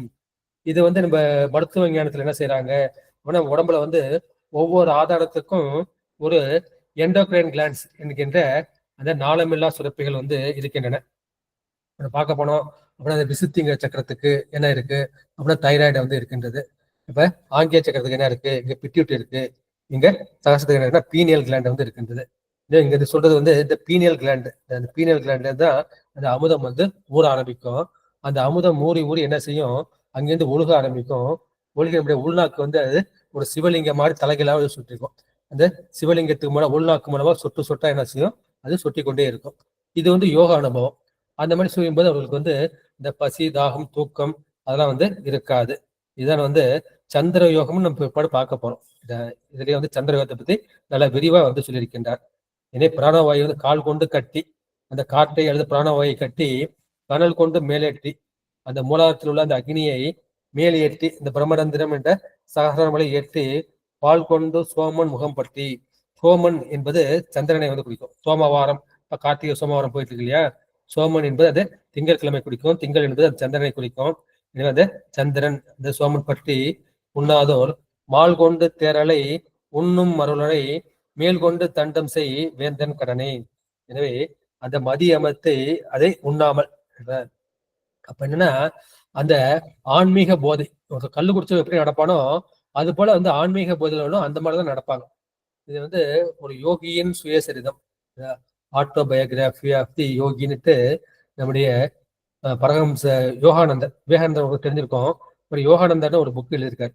அவர் என்னன்னா அவருக்கு வந்து அவருடைய குரு வந்து தீட்சை கொடுப்பார். அந்த தீட்சை கொடுத்தவுடனே அவங்க 2 பேரும் தள்ளாடி தள்ளாடி போறாங்களாம். ஏன்னா அந்த அந்த ஆன்மீக போதை வந்து அந்த மாதிரி இருக்குமா, இந்த கல் போதையை விட அந்த மாதிரி போதை இருக்குன்னு அதை வந்து பதிவு பண்ணியிருப்பார். இனிமே அதை அந்த ஆன்மீக போதை கொள்ளாமல் இவர் என்ன செய்வார்கள், இந்த ஆன்மீக போதை அந்த மாதிரி நடிக்கிறோம். ஆக என்ன சொல்லலாம், மதுவை உண்பார்கள். இந்த கல்லை உண்டு விட்டு மயக்கம் பிடித்தவர்களை நான் வந்து பெரிய ஆன்மீகவாதிப்பான்னு சொல்லிட்டு அவர் சொக்கி கிடக்கானா, அவர்களை மயக்கம் பிடித்தவர்களை அரசன் என்ன செய்ய வேண்டும், அரசன் உண்ணும் மருளை மேல் கொண்டு தண்டம் செய் வேந்தன் கடனே. அவர்களை என்ன தண்டிப்பது, அதை நல்வழியில் நிறுத்துவதற்காக அவர்களை தண்டிப்பது அரசனின் கடமையாகும். கால் என்பது காற்றை குறிக்கும், இங்கு பிராணவாயு குறிக்கும். கால் கொண்டு கட்டுவது என்பது அந்த பிராணாயாமத்தை வந்து குறிக்கும். பிராணாயாமத்துல பல வகைகள் வந்து இருக்கின்றது. இவர் வந்து எப்படி சொல்றாருன்னா 16, 32, 64 அந்த மாதிரி கருத்துலதான் நம்முடைய பூரகம், ரேசகம், கும்பகம். பூரகம் வந்து உள்ள வந்து மூச்சை வந்து இழுப்பது. அது என்ன செய்யணும்னா அது 16 மாத்திரை அளவுக்கு மூச்சை வந்து இழுக்கணும். அது 64 மாத்திரை அளவுக்கு நிறுத்தணும் கும்பகம். அப்ப 32 மாத்திரை அளவுக்கு வெளிவிட வேண்டும். அந்த மாதிரிதான் பிராணாயாமத்தை வந்து இவ்வளவு வந்து சொல்லியிருக்கின்றார். அது போல பல வகை பிராணாயாமங்கள் இருக்கின்றன. அந்த மாதிரி செய்யும் போது என்ன செய்யும், அந்த மூலக்கணல், அந்த மூலாதாரத்தில் இருந்த கணல் என்ன செய்யும், அது படிப்படியாக இந்த உச்சந்தலைக்கு வந்து ஏறும். அந்த உச்சந்தலைக்கு வந்து ஏறினால் என்ன செய்யும்? அங்கிருந்து அமுதம் சுரக்கும். அந்த அமுதம் சுரந்தால் அவர்களுக்கு வந்து ஆன்மீக போதை வந்து கிடைக்கும். அவர்கள் வந்து சாப்பாடு, நித்திரை இதெல்லாம் வந்து தேவைப்படாது என்ற கருத்தை வந்து சொல்கிறார்கள். அடுத்து வந்து இது ஒரு முறை. இரண்டாவது வந்து ஆதாரங்கள்ல வந்து தெய்வங்கள் இருப்பார்கள்.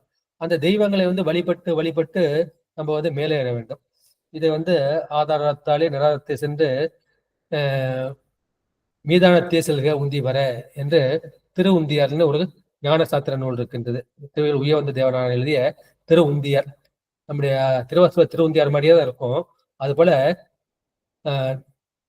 ஆதாரத்தை நிராகரித்து செல்லும். ஆதாரம் இருக்கு இல்லையா? மூலாதாரம், சுவாதிஷ்டானம், மணிப்புரகம், அநாகதம், விசித்தி, ஆங்கிய இது 6ம் வந்து 6 ஆதாரங்கள்.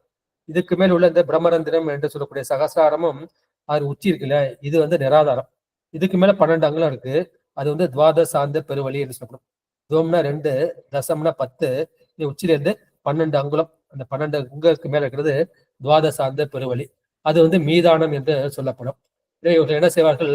மூலாதாரத்துல வந்து அந்த கணபதி சித்தி புத்தி எடுக்கக்கூடிய அந்த கணபதியை வந்து 12 வருடங்களை வந்து தியானிப்பார்கள்.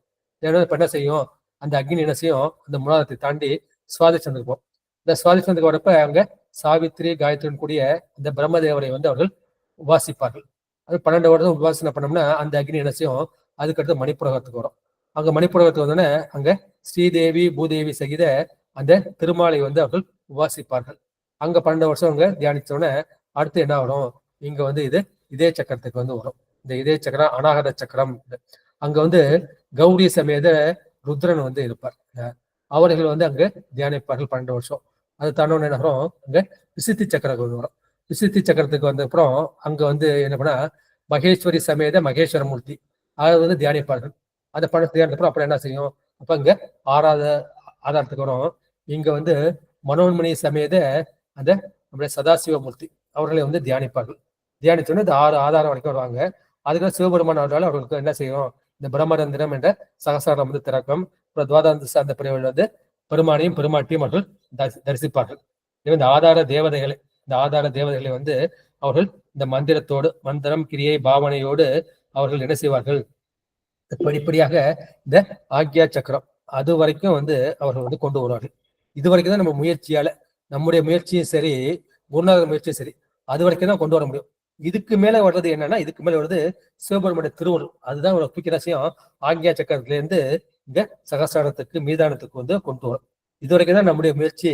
அப்போது என்ன செய்யணும்? அப்போது நம்முடைய செயலையெல்லாம் விட்டுவிட வேண்டும். நம் செயலற்று நாம் அற்ற பின்னால் எனக்குன்னு ஒரு செயல் இல்லை. நானே இல்லை. ஆன்மாக்களா என்ன நானே இல்லை. உடம்பு கிடையாது, மனசு கிடையாது, ஆன்மா கிடையாது, ஒண்ணுமே கிடையாது. இருக்கிறது சிவம் மட்டும்தானே. அந்த சரணாகதிக்கு வந்தா பெருமாள் என்ன செய்வார்? டக்குனு தன்னுடைய அந்த அருள் கையால் தூக்கி நமக்கு சகசிராரத்துக்கும் இந்த துவாதச பெருவழி அந்த இடத்துக்கு வந்து அவர் கொண்டு போவார். எனவே அந்த மூலக்கணலை வந்து ஆதார தெய்வங்களின் துணையோடு என்ன செய்யலாம்? ஆக்யா சக்கரம் வரைக்கும் கொண்டு பண்ண வச்சுங்க. இந்த ஆக்யா சக்கரம் சகசாரம் இரண்டும் வந்து அந்த சந்திர யோகத்தை குறிக்கும். அப்பொழுது அந்த மதிமண்டலத்தில் வந்து அந்த அமுதப்பால் அந்த அமுதம் வந்து ஒழுகும்.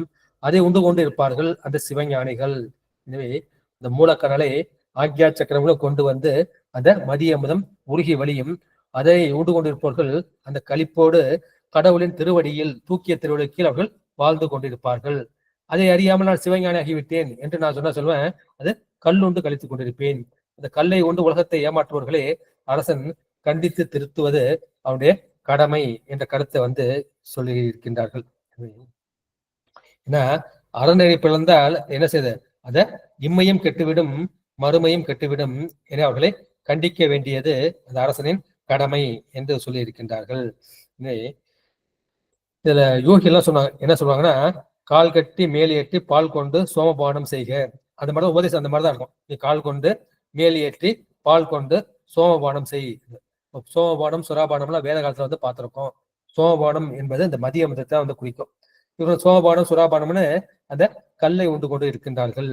எனவே கால் கட்டி இந்த பிராணவாயை கட்டி மேல் ஏற்றி இந்த சகசரத்துக்கு ஏற்றி பால் கொண்டு அந்த அமுத பால் கொண்டு சோமபானம் செய்ய வேண்டும்.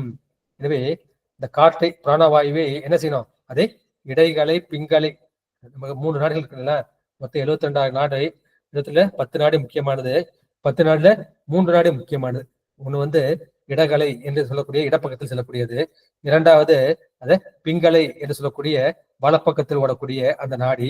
எனவே நம்முடைய என்ன செய்யும், நம்ம வந்து கடந்த காலத்துக்கும் இறந்த காலத்துக்கும் வந்து எதிர்காலத்துக்கும் போயிட்டு இருப்போம். எனவே அந்த இடநாடி என்பது கடந்த காலத்தை குறித்தது, அது சந்திர நாடி என்று சொல்லும். இப்போ சூரிய நாடி அல்லது பிங்கள நாடி என்பது வலப்பக்கத்தில் உள்ளது, அது எதிர்காலத்தை நிறுத்திக் கொண்டே இருக்கும்.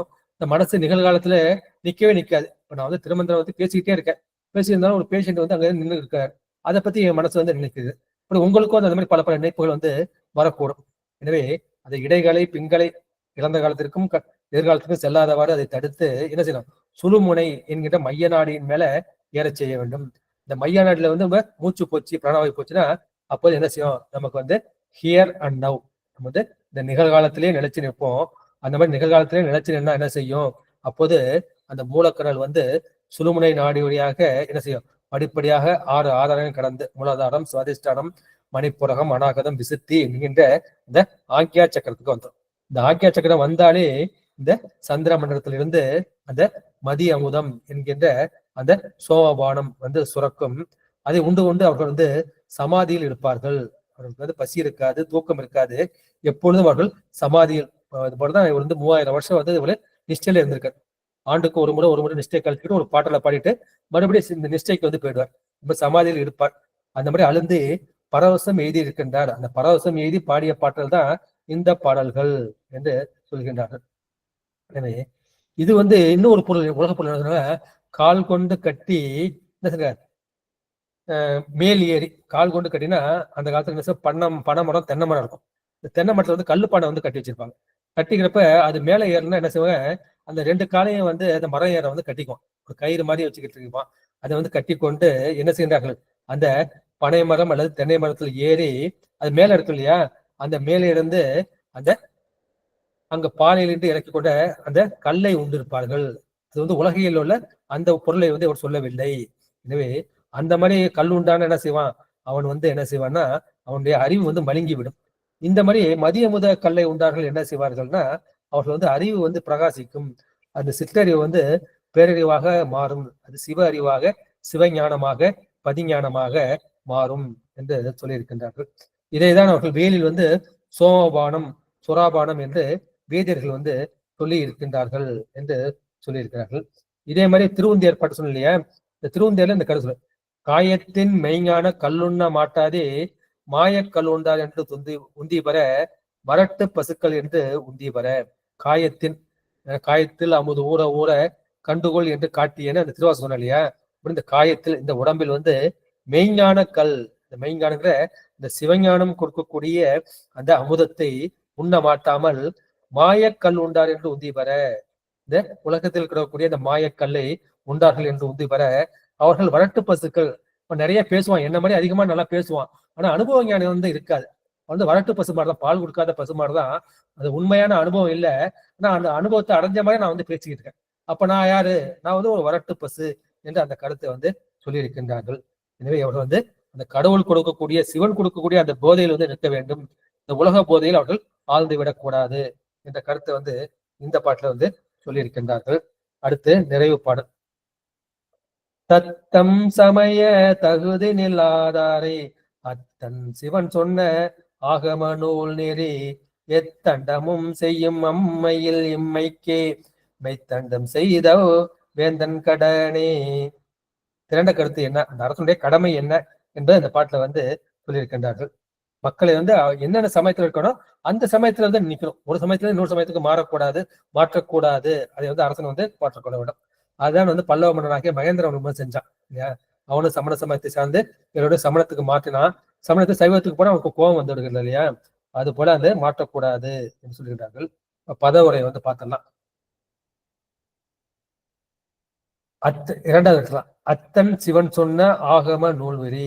இனிமே அத்தன் என்பது அப்பனை வந்து குறிக்கும். அம்மைனி அப்பண்ணி என்று பார்த்துக்கோம் இல்லையா. சிவபெருமான் தான் எல்லா உயிர்களுக்கும் அவன் தான் அப்பன். உண்மையான தகப்பன் வந்து அப்பன் தான். எனவே எல்லா உயிர்களுக்கும் அப்பனாகிய அந்த அத்தனாகிய சிவன் சொன்ன ஆகம நூல்வெறி. இந்த வேதத்தையும் ஆகமத்தையும் சொன்னது யார், அது வந்து சிவபெருமான் தான். நம்ம வந்து வேதம் ஆகமத்தை பத்தி நம்ம ஏற்கனவே பார்த்துட்டோம். எனவே அந்த ஆகம நூல் நெறிப்படி தத்தம் சமய தகுதியில் நிலாரே. நீ வந்து சைவத்துல பிறந்தையா, சைவத்தில் நில்லு. நீ வைஷ்ணவத்துல பிறந்தையா, வைஷ்ணவத்துல நில்லு. இன்னும் பெருமான் வந்து அதெல்லாம் உனக்கு படைச்சிருக்காரு. அதான் உன்னுடைய ஆன்மா வந்து பக்குவ நிலைக்கு வரும். ஒரு சமயத்துக்கு இன்னொரு சமயத்துக்கு நீ வந்து மாற்றாதே. எனவே தங்களுக்குரிய சமய நெறியில் சமய மரபில் நிற்காத மக்களை, தத்தம் சமய தகுதி நில்லாதாரை, தம்முடைய சமய நெறியில் நிற்காத மக்களை எத்தண்டமும் செய்யும் அம்மையில் இம்மைக்கு மெய்த்தண்டம் செய்வது அவ்வேந்தன் கடனே. எனவே அப்ப என்ன செய்யறான், இவனுக்கு உடனே தண்டனை கொடுக்கணும். அவன் வந்து அந்த இடத்துல இறக்கப்படக்கூடாது. இறக்கப்பட்டா என்ன செய்யும் அப்படின்னா, அவனுக்கு மறுமையில வந்து பெரிய பாவம் வந்து கிடைக்கும். அரசனுக்கும் கிடைக்கும், அதை நெறி நிற்காத அந்த சமய மக்களுக்கும் வந்து கிடைக்கும். எனவே அப்போது மறுபிறப்புல என்ன செய்வான், அந்த யமன் வந்து தண்டனையை கொடுத்து திருந்துவான். அது அரசன் என்ன செய்யணும், அப்ப இப்ப உடனுக்குடனே தண்டனையை கொடுத்து இம்மையில் திருத்துவது அரசனது கடன் என்று நம்ம பார்த்துக்கோம். இதான் பல நாயன்மார்கள் கருத்துல நம்ம பார்த்துக்கோம். சண்டேச நாயனர் வந்து தன் அப்பாவை ஏன் கால வெட்டினாரு அப்படின்னா வந்து இந்த பால் குடத்தை உடைத்து வந்து சிவபராதம், அதுக்கு போனா மீளா நரகத்துல போய் மாட்டிக்குவாரு. அதுக்காக என்ன செய்கின்றார் அப்படின்னா, இவர் வந்து அந்த தண்டத்தின் மூலமாக அதை மனுவாக மாற்றி 2 காலம் தண்டிக்கின்றார். வந்து அப்பன்னும் பார்க்கல, குருனும் பார்க்கல, வேதியனும் பார்க்கல. அந்த 3 தகுதி அவருக்கு இருக்காரு. தன்னை பெற்ற தந்தை அவன் வந்து பிராமணன், தனக்கு உபதேசம் காயத்ரி உபதேசம் செய்த அந்த குரு இருந்தாலும் அவர் என்ன தண்டித்தாலும் அவர் தன் செயலா செய்யல. அப்போது சிவன் செயல் தான் அவர் மூலம் மேற்கொண்டது. எனவே என்ன செய்ய, அந்த எச்சதத்தனுக்கும் அந்த பாவம் தீர்ந்து சிவலோகத்தை அடைந்தான். இவருக்கும் வந்து சிவபெருமான் தன்னுடைய குழந்தையாக மாறி கொன்றை மாலையை அவருக்கு தலையில் வந்து சூட்டினார். அது போல பல நாயன்மார்களுக்கு அதில் வந்து நம்ம வந்து பார்த்திருக்கோம் இல்லையா. எனவே அந்த உடலுக்கு தண்டனை கொடுத்து இம்மையில் திருத்தினால் அவர்களுக்கு மறுமையில் வந்து கொடும் தண்டனை கிடைக்காது. எனவே இம்மையில் திருத்துவது அரசன் கடமை, மறுமையில் திருத்துவது அம்மையில் திருத்துவது வந்து அந்த யமன் மூலமாக சிவன் கொடுக்கக்கூடிய அந்த கடமை என்ற கருத்தை வந்து இந்த பாட்டுல வந்து சொல்லியிருக்கின்றார்கள். எனவே தத்தம் சமய தகுதி இல்லாதவர்கள், ஒவ்வொருத்தரும் ஒரு சமயத்துல பிறந்திருக்கோம். அந்த சமயத்தில் உள்ள தத்தம் சமய அடையாளங்களை கொண்டு அந்த சமய ஒழுக்கத்தில் நிற்கவில்லை என்றால் அத்தன் சிவன் சொன்ன ஆகம நூல் நெறி. அந்த 60 சமயத்துக்கும் யாருக்கு வந்து தலைவன், 60 சமயம் பல முறை வந்து சொல்லிட்டோம். இந்த சாக்த நாயனார்ல வந்து நம்ம நிறைய வந்து பார்த்துட்டோம் இல்லையா. அந்த அனைத்து சமயத்திற்கும் தலைவன் வந்து அந்த சிவபெருமான். அவன் சிவன் சொன்ன ஆகம நூல் நெறி, தனது ஆகமத்தில் சொல்லியுள்ள அந்த தண்டங்கள், அதை அனைத்தையும் அவன் என்ன செய்யறான், அம்மையில் இம்மைக்கு மெய்த்தண்டம் செய்வது அவ்வேந்தன் கடனே. எனவே அத இம்மையில் அவர்களுடைய தண்டத்தை செய்வது அரசனுடைய கடமை. அந்த மாதிரி செய்ய வைத்து அவர்களுக்கு மறுமையில் வந்து என்ன கிடைக்கும், அந்த துன்பம் கிடைக்கும். மறுமை தண்டம்னா இந்த பிறப்பை முடிஞ்சு நம்முடைய அந்த சரீரத்தை, நம்ம சரீரம் நீங்கிடுச்சு, நீங்க உடனே பஸ் நரகலோகத்துக்கோ அல்லது சொர்க்கலோகத்துக்கோ அப்புறம் யாதனா சரீரம் அல்லது பஞ்சபூத சார சரீரம். பூத சார சரீரம்னா நம்ம சொர்க்கத்துக்கு போவோம், யாதனா சரீரம் நம்ம நரகத்துக்கு போவோம். நரகத்துக்கு போய் அந்த தண்டனையை வந்து அனுபவிப்பார்கள்.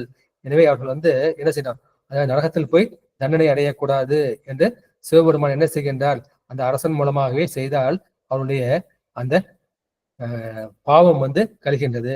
பாவம் கழிவதால், இம்மையிலே பாவம் கழிவதால் அவர்களுக்கு மறுமையில் நல்ல பிறவி கிடைக்கும் அல்லது சிவலோகமே கிடைக்கும். எனவே அவரவர் மேற்கொண்ட அந்த சமயங்கள் பலவற்றையும் பழுதுபடாமல் காத்தல் வந்து அரசருக்கு கடன் என்ற கருத்தை சொல்லி இன்றைய திருமந்திர சிந்தனையை வந்து நிறைவு செய்கின்றேன். இந்த அம்மா கேட்டது போல நான் வந்து வாய்ஸ் ரெக்கார்டிங்காக போடாம இப்பவே வந்து நான் உங்களுக்கு வந்து சொல்லிடுறேன். சொன்னா உங்களுக்கு வந்து ரெக்கார்டு இருக்கும், ரெக்கார்டை கேட்டு நீங்க வந்து அதை புரிஞ்சுக்கலாம். எனவே அந்த 7 என்ற அந்த கருத்தை வந்து நேற்று வந்து சொன்னேன். நேற்று வந்து நம்முடைய புலவரையா அந்த திருத்தொண்டர் புராணத்துல வந்து சொன்னார். அதுல வந்து வார நாட்கள் வந்து 7 உங்களுக்கு தெரிஞ்ச ஞாயிறு, திங்கள், செவ்வாய், புதன், வியாழன், வெள்ளி, சனி என்ற 7 நாட்கள். அப்புறம் வானவில் நிறங்கள் வந்து 7. அது விப்ஜிஆர் என்கின்ற violet, indigo, blue, green, yellow, orange, red, VIBGYOR. மூலாத்துல வந்து அந்த ரெட்டுங்கிற சிவப்பு இருக்கும். இங்க உச்சியில வந்து அந்த வயலட் என்கின்ற அந்த செந்நீலம் வந்து இருக்கும். அது வந்து வானவில்லின் நிறங்கள். அது போல கிரகங்கள்னு பார்த்தா 9 கிரகங்கள் சொன்னாலும் இந்த ராகுவும் கேதுவும் வந்து சாயா கிரகம். உண்மையில இருக்கிறது வந்து 7 கிரகங்கள் தான்.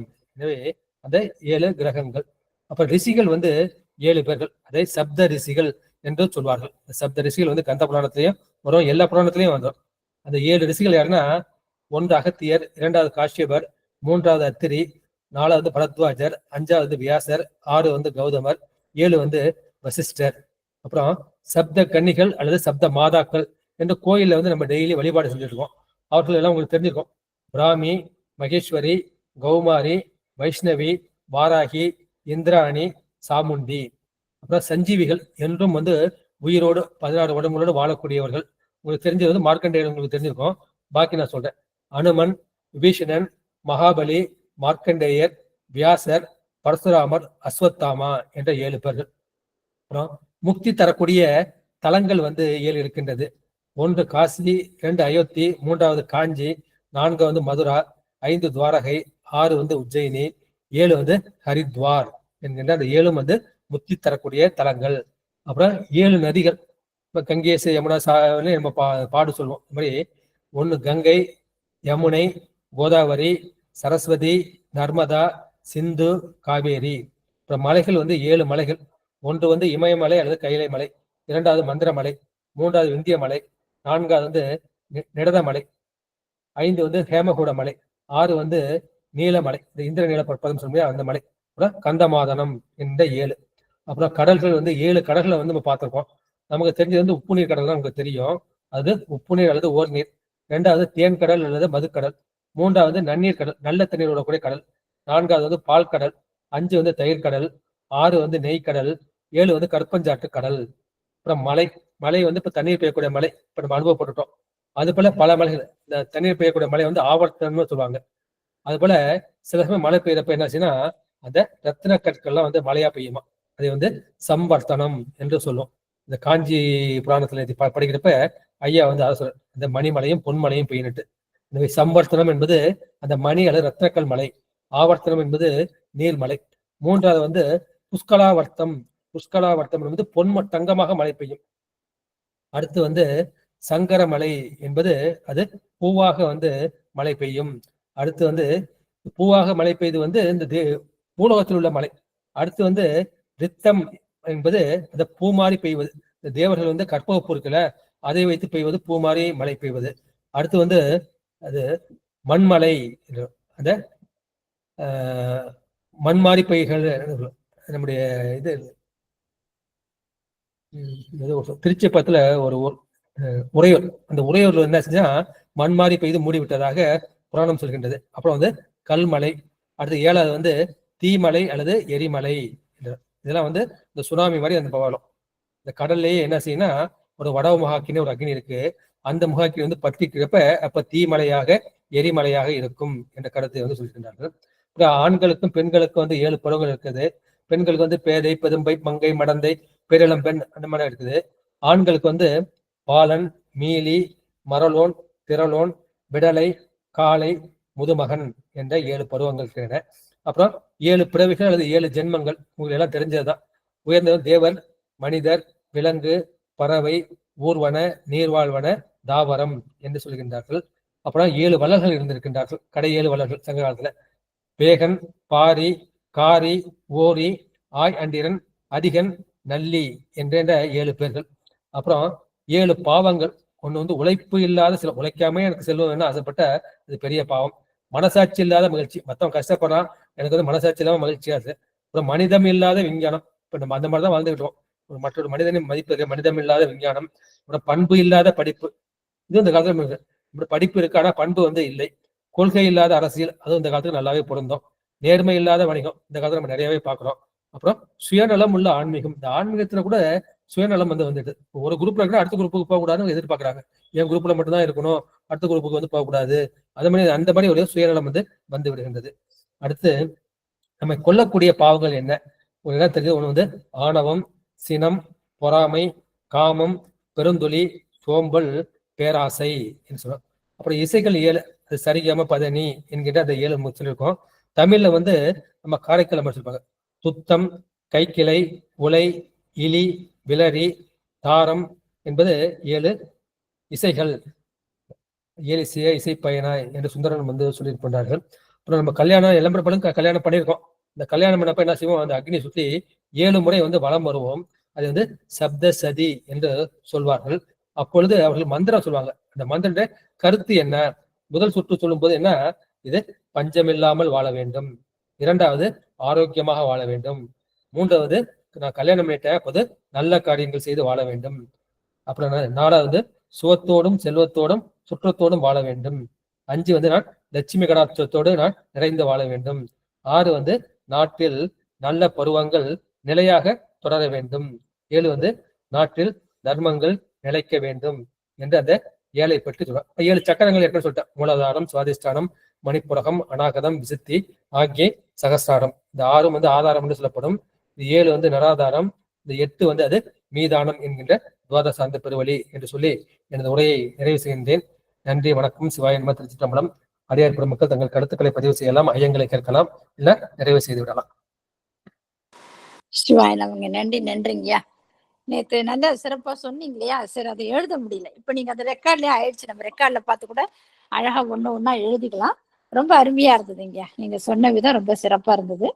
இன்னைக்கு பாடல் ரொம்ப சிறப்புங்க. எல்லாமே இது நம்மளுடைய ஆன்மாக்களுக்கும் சேர்த்துதான். நம்ம எப்படி இருக்கணும், எப்படி வாழணும்ன்ற ஒரு கருத்தையும் தான் ஐயா அப்படி அப்படி சொல்லிட்டாங்க. ரொம்ப அருமையான ஒரு கருத்து தான். அரசன் மன்னன் மட்டும் தன்னுடைய எப்படி இருக்கணும்ன்றத சொல்றது அதாவது 238வது பாடல்ல சொன்னார் ஐயா. மண்ணு நல்லா கற்றுக்கணும், எல்லாத்தையும் கற்று தெரிஞ்சிருக்கணும். அப்பதான் ஒரு மன்னனா இருக்கிறதுக்கு ஒரு நீதி உண்டு அவனுக்கு, மன்னனுக்கு. ஆனா அந்த மன்னன் எப்படி அந்த மன்னனை கற்கிறது இயமனை விட மோசமானவர். இயமனாவது நல்ல நல்ல அவருடைய கணக்கை கரெக்டா செய்யறாரு இல்லையா? அந்த மாதிரி எடுத்து ஒப்பிட்டு கொடுத்தீங்க. இயமன் மிக நல்லவன். ஆனா கல்வி இல்லாத மன்னன் அறவழியில இருக்க முடியாது இல்லையா? அதனால எப்படி இருக்கணும், அந்த மன்னன் எந்த வழியில இருக்கணும், எப்படின்னா உண்மையா இருக்கணும். அந்த குற்றம் இருக்கவே கூடாது. அவனுடைய அரசாட்சியில குற்றமே இருக்கக்கூடாது.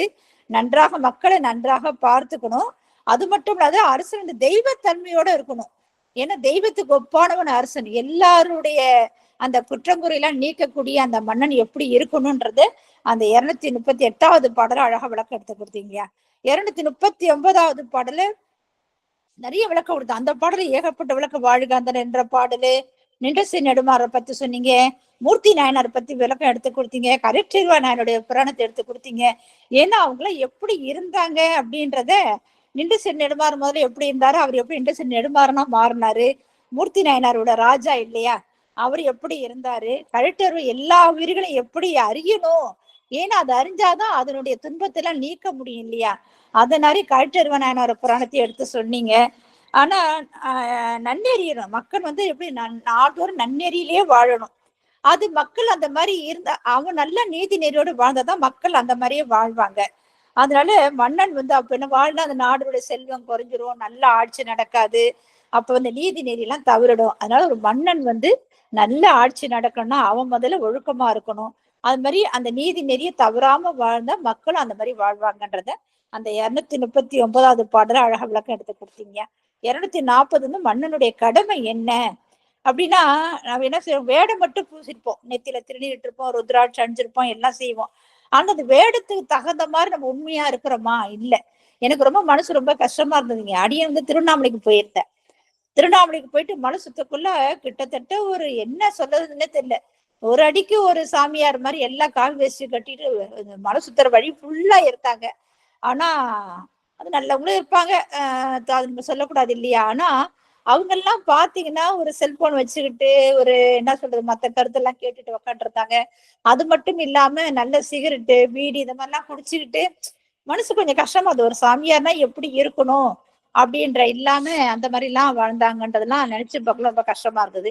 அந்த வேடத்துக்கு எப்படி இருக்கணும், நம்ம அந்த வேடத்தை பூண்டு அந்த மாதிரி அது ஒரு பையனும் இல்ல, வேடத்தை போட்டு ஒழுக்க நெறியிலன்னா அந்த பையன்லாம் இல்ல, அந்த வேடத்து நெறியில அப்படியே வாழணும்.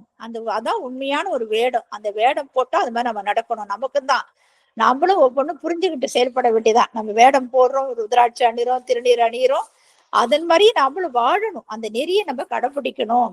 அந்த நெறியில் இல்லைன்னா நமக்கு வீடு பேரே கிடைக்காது அப்படின்ற அந்த மன்னன் என்ன பண்ணுவான், தண்டனை முதட்டு வேடத்தை கேட்ட நெறியில் நிற்க செய்யலைன்னா செய்தா அவனுக்கு வீடு பேட்டு கிடைக்காது. அதனால அந்த வீடு பேட்டு கிடைக்கணும்னா அந்த நெறியில வாழணும்ன்றத அந்த பாடல் எடுத்து அழகா விளக்கம் கொடுத்தாரு ஐயா.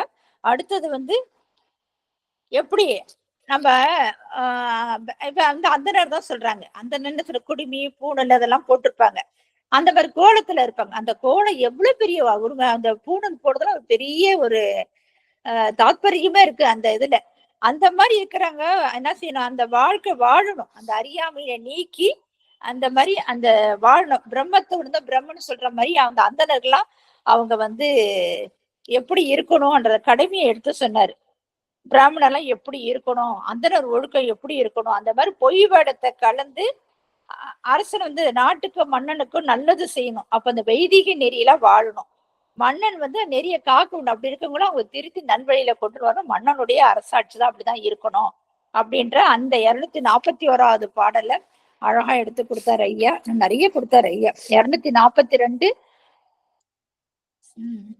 அரசன் வந்து சோதிக்கணும். எப்படி எல்லாரும் எப்படி எல்லாம் இருக்கிறாங்க, சடை முடி குடுமி எல்லாம் வச்சிருக்கிறாங்க, ஆனா அவங்க அந்த நல்வழி நடக்கிறாங்களா அப்படின்னு பார்த்தா ஞானியர் போல நடக்கிறாங்க. அவங்க எல்லாம் அந்த மாதிரிலாம் வந்துட்டு நான் பெரிய ஒரு ஞானின்ற மாதிரி எல்லாம் வேஷம் போட்டுட்டு இருப்பாங்க. ஆனா அந்த வேஷத்தை களையறதுக்கு என்ன செய்யணும், மன்னன் வந்து ஞானியரை கொண்டுதான் சோதிக்கணும், அரசன் சோதிக்கணும். ஆனா அரசனை சோதிக்க தெரிஞ்சவன ஒரு நல்ல ஞானியரை வச்சு சோதித்து அந்த சோதித்து மூலியமா அவன் நாட்டுக்கு நன்மை செய்யணும். அவன் அப்பதான் என்ன செய்யணும், நாட்டு நன்மையாவும் இருக்கணும், அந்த அறத்தெல்லாம் வாழ முடியும். அந்த மாதிரி என்னது அதோ ஒரு அடையாளம், இல்லத்திற்குரிய அடையாளம் சொல்லுது. மன்னன் எப்படி ஒரு அரசாட்சி ஆள்வான்னா அந்த வேடதாரியத்தெல்லாம் மாற்றணும், அந்த மாதிரி மாற்றி அமைக்கணும். மன்னனுடைய அது ஒரு கடமை. அவன் நாட்டுக்கு நன்மை உண்டாக்குறது ஒரு வழி அப்படின்னு சொல்லி அதையும் எடுத்து அழகா விளக்கம் கொடுத்தாருங்க. 243வது பாடல்ல ஆவையும் பாவையும் மற்றாறு ஓரையும் என்ற பாடலுக்கு விளக்கம் கொடுத்தாரு. அதுல ஏகப்பட்ட விளக்கம் கொடுத்திருக்காரு ஐயா. சிறப்பு, ரொம்ப அருமையா இருந்தது இந்த இது. அதாவது பசு நல்லா சொன்னீங்க. பசுனா பாவை, மங்கையர் அப்படி நீங்க பாவைனா மங்கையர், ஆனா பசுன்னா காவலனா மன்னன்.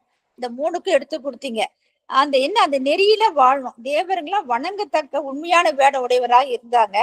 அந்த மன்னன் அதை காக்கணும். எப்படி காக்கணும்னா அந்த நரகத்துல போய்தான் அடைவோம். நம்ம அந்த மாதிரி இதெல்லாம் இல்ல, இந்த வழியில நம்ம ஞானிகள்லாம் அதுக்கு அந்த சொல்லக்கூடிய அந்த வழியில இல்லைன்னா நமக்கு எந்த நரகத்துல போய் சேருவோம்னு தெரியாது. அதனால அந்த பாடலை வந்து பொற்கை மன்னனை பத்தி விளக்கம் சொன்னாரு. அதுக்கு ஒரு கதையும் சொன்னார். மன்னனுடைய கதையை எடுத்து சொல்லி காவலுக்கு போனா ஒவ்வொரு மன்னன் வீட்லயும் அந்த வீட்லயும் போய் கணவன் மணி பேசிக்கிட்டாங்க. அந்த கதையெல்லாம் அழகா எடுத்து சொன்னார். ஒவ்வொரு வீட்லயும் ஏன்னா அந்த நீதி நெறி தவறாமல் வாழ்ந்தார் அந்த மன்னன். அந்த ஒவ்வொரு வீட்லயும் போய் கதவு தட்டினாலும் அவர் என்ன யார் கதவு தட்டினா அவன் கையை வெட்டிடணும், அவரே வெட்டிக்கிட்டார். அப்ப என்ன சொன்ன, நீதி தவறாம இருந்தனால்தான் அவருக்கு பொசை மன்னன்ற பேரும் அவருக்கு வந்ததுன்றதுல சிலப்பதிகாரத்துல நிறைய விளக்கம் எடுத்து கொடுத்தாரு ஐயா. அந்த பாடம் ரொம்ப அருமையா இருந்ததுங்க. அடுத்தது வந்து திறம், அரசனுக்கு அரசு 6ல் ஒரு பங்கு அப்படின்னீங்க இல்லையா, அது ரொம்ப சிறப்பான பாடலுங்க. அதான் அறநெறி நிட்டணும், மற்ற மக்களையும் அந்த நெறியில கொண்டு வரணும். அப்ப என்னது மக்கள் நல்வினை தீவனையில என்னது மன்னனி தான் 6ல் ஒரு பங்கு மன்னனி போய் சேரும்.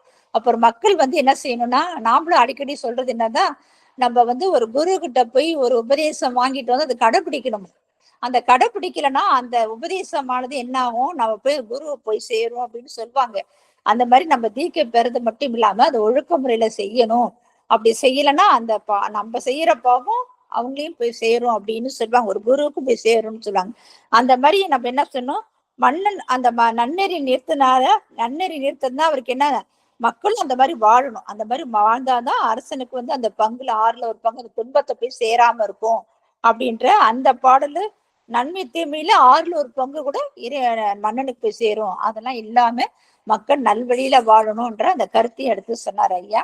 அப்புறம் அடுத்த பாடல் வந்து 245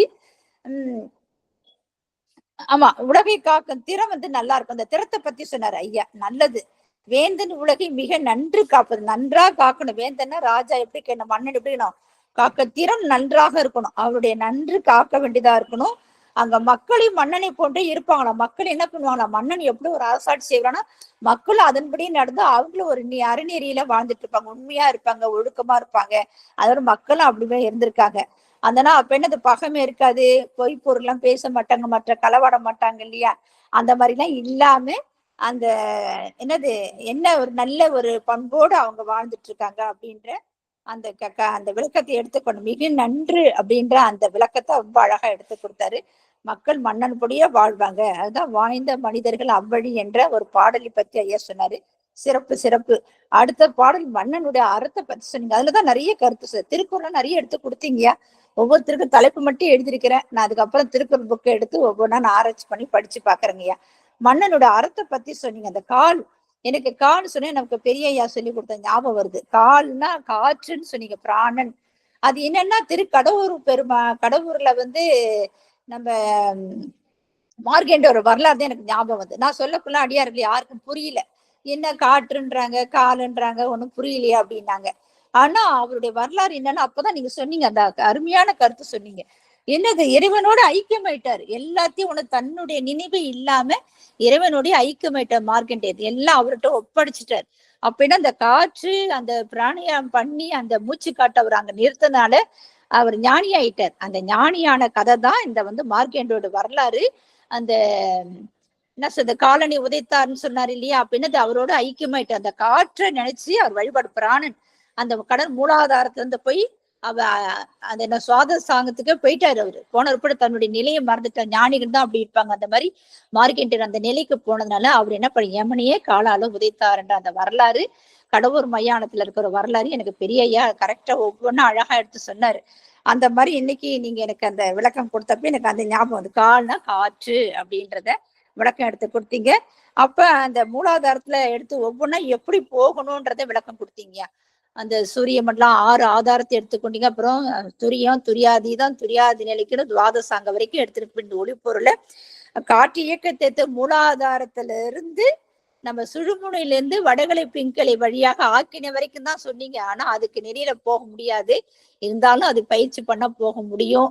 அந்த நிலையை ஞானிகள் தான் கடைபிடிச்சாங்க. ஞானிகள் தான் அந்த பிரம்ம கமாலத்துல போய் ஒளிப்பொருளா இருக்க பெருமான அதுக்கு மனோன்மொழி தத்துவம்லாம் எடுத்து ஒவ்வொன்றா எடுத்து சொன்னீங்க. அந்த போன உட்படு அந்த சொட்டு சொட்டா இருக்க சுவை நாக்கு அந்த மனோன்மொழி உள்நாக்குல வந்து உடக்குள்ள அவங்க வந்து தன்னை நிலையை மறந்து அந்த எல்லாம் இறைவனோட பற்றோட இருப்பாங்க. அப்ப வந்து அவங்களுக்கு தூக்கம் நித்திரை எதுவுமே இருக்காதுன்ற அந்த கருத்தை ரொம்ப அருமையா எடுத்து சொன்னீங்க. அதுல நிறைய விளக்கம் கொடுத்தீங்க. அந்த சூரிய மண்டலம், சந்திர மண்டலம், அக்னி மண்டலம் 3 மண்டலத்தையும் எடுத்து ஒவ்வொன்றுத்தையும் அழகா விளக்கம் கொடுத்தீங்க. ரொம்ப நல்லா இருந்தது. 247வது பாடல அதான் எப்படின்னா சமய நெறியில் இருக்கணும். யாரா எந்தெந்த சமயத்துல இருக்கோ அந்த நெறிய தவறாம இருக்கணும். அந்த நெறி வந்து மாறக்கூடாது. ஏன்னா அது எல்லா சமயத்திலும் ஒரே நெறி தான் சொல்லக்கூடாது. ஒழுக்கம், கடமை, அந்த 6 இதையும் விட்டுட்டு நம்ம வந்து சுத்தமா இருக்கணும், ஒழுக்கமா இருக்கணும். எல்லா பண்பும் எல்லா மதத்திலும் சொல்லப்பட்டிருக்குதான். அந்த மதத்துப்படியே நம்ம வாழணும். அந்த ஆகம்பரைப்படியும் பெருமான அந்த எத்தகைய கடமையிலையும் நம்ம தவறாம இருக்கணும்ன்றத அந்த பாடலையும் எடுத்து இந்த சிறப்பா எடுத்து கொடுத்தீங்க.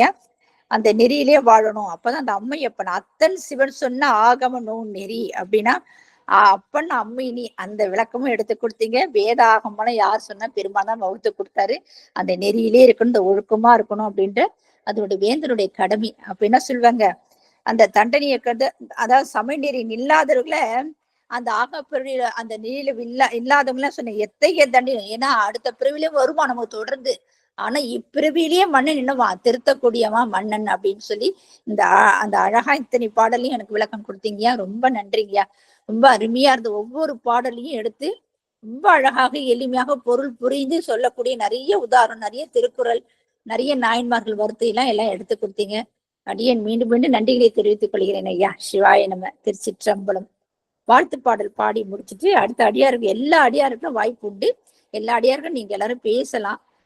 வான்முகில் வழாது பெய்க மலி வளம் சுரக்க மன்னன் போன்முறை அரசு செய்க குறைவிலாது உயிர்கள் வாழ்க நான்மறை அறங்கள் ஓங்க நல்தவம் வேள்வி மல்க மேன்மை கொள் சைவ நீதி விளங்குக உலகம் எல்லாம் மேன்மை கொள் சைவ நீதி விளங்குக உலகமெல்லாம் ஆறிரு தடந்தோள் வாழ்க அருமுகம் வாழ்க வெப்பை ஊறு செய் தனிவேல் வாழ்க குக்குடம் வாழ்க செவ்வேல் ஏரிய மங்கை வாழ்க யானை தன் அணங்கு வாழ்க மாறிலா வள்ளி வாழ்க வாழ்க சீரடியார் எல்லாம் மாறிலா வள்ளி வாழ்க வாழ்க சீரடியார் எல்லாம் வாழ்க சீரடியார் எல்லாம். திருச்சிற்றம்பலம்.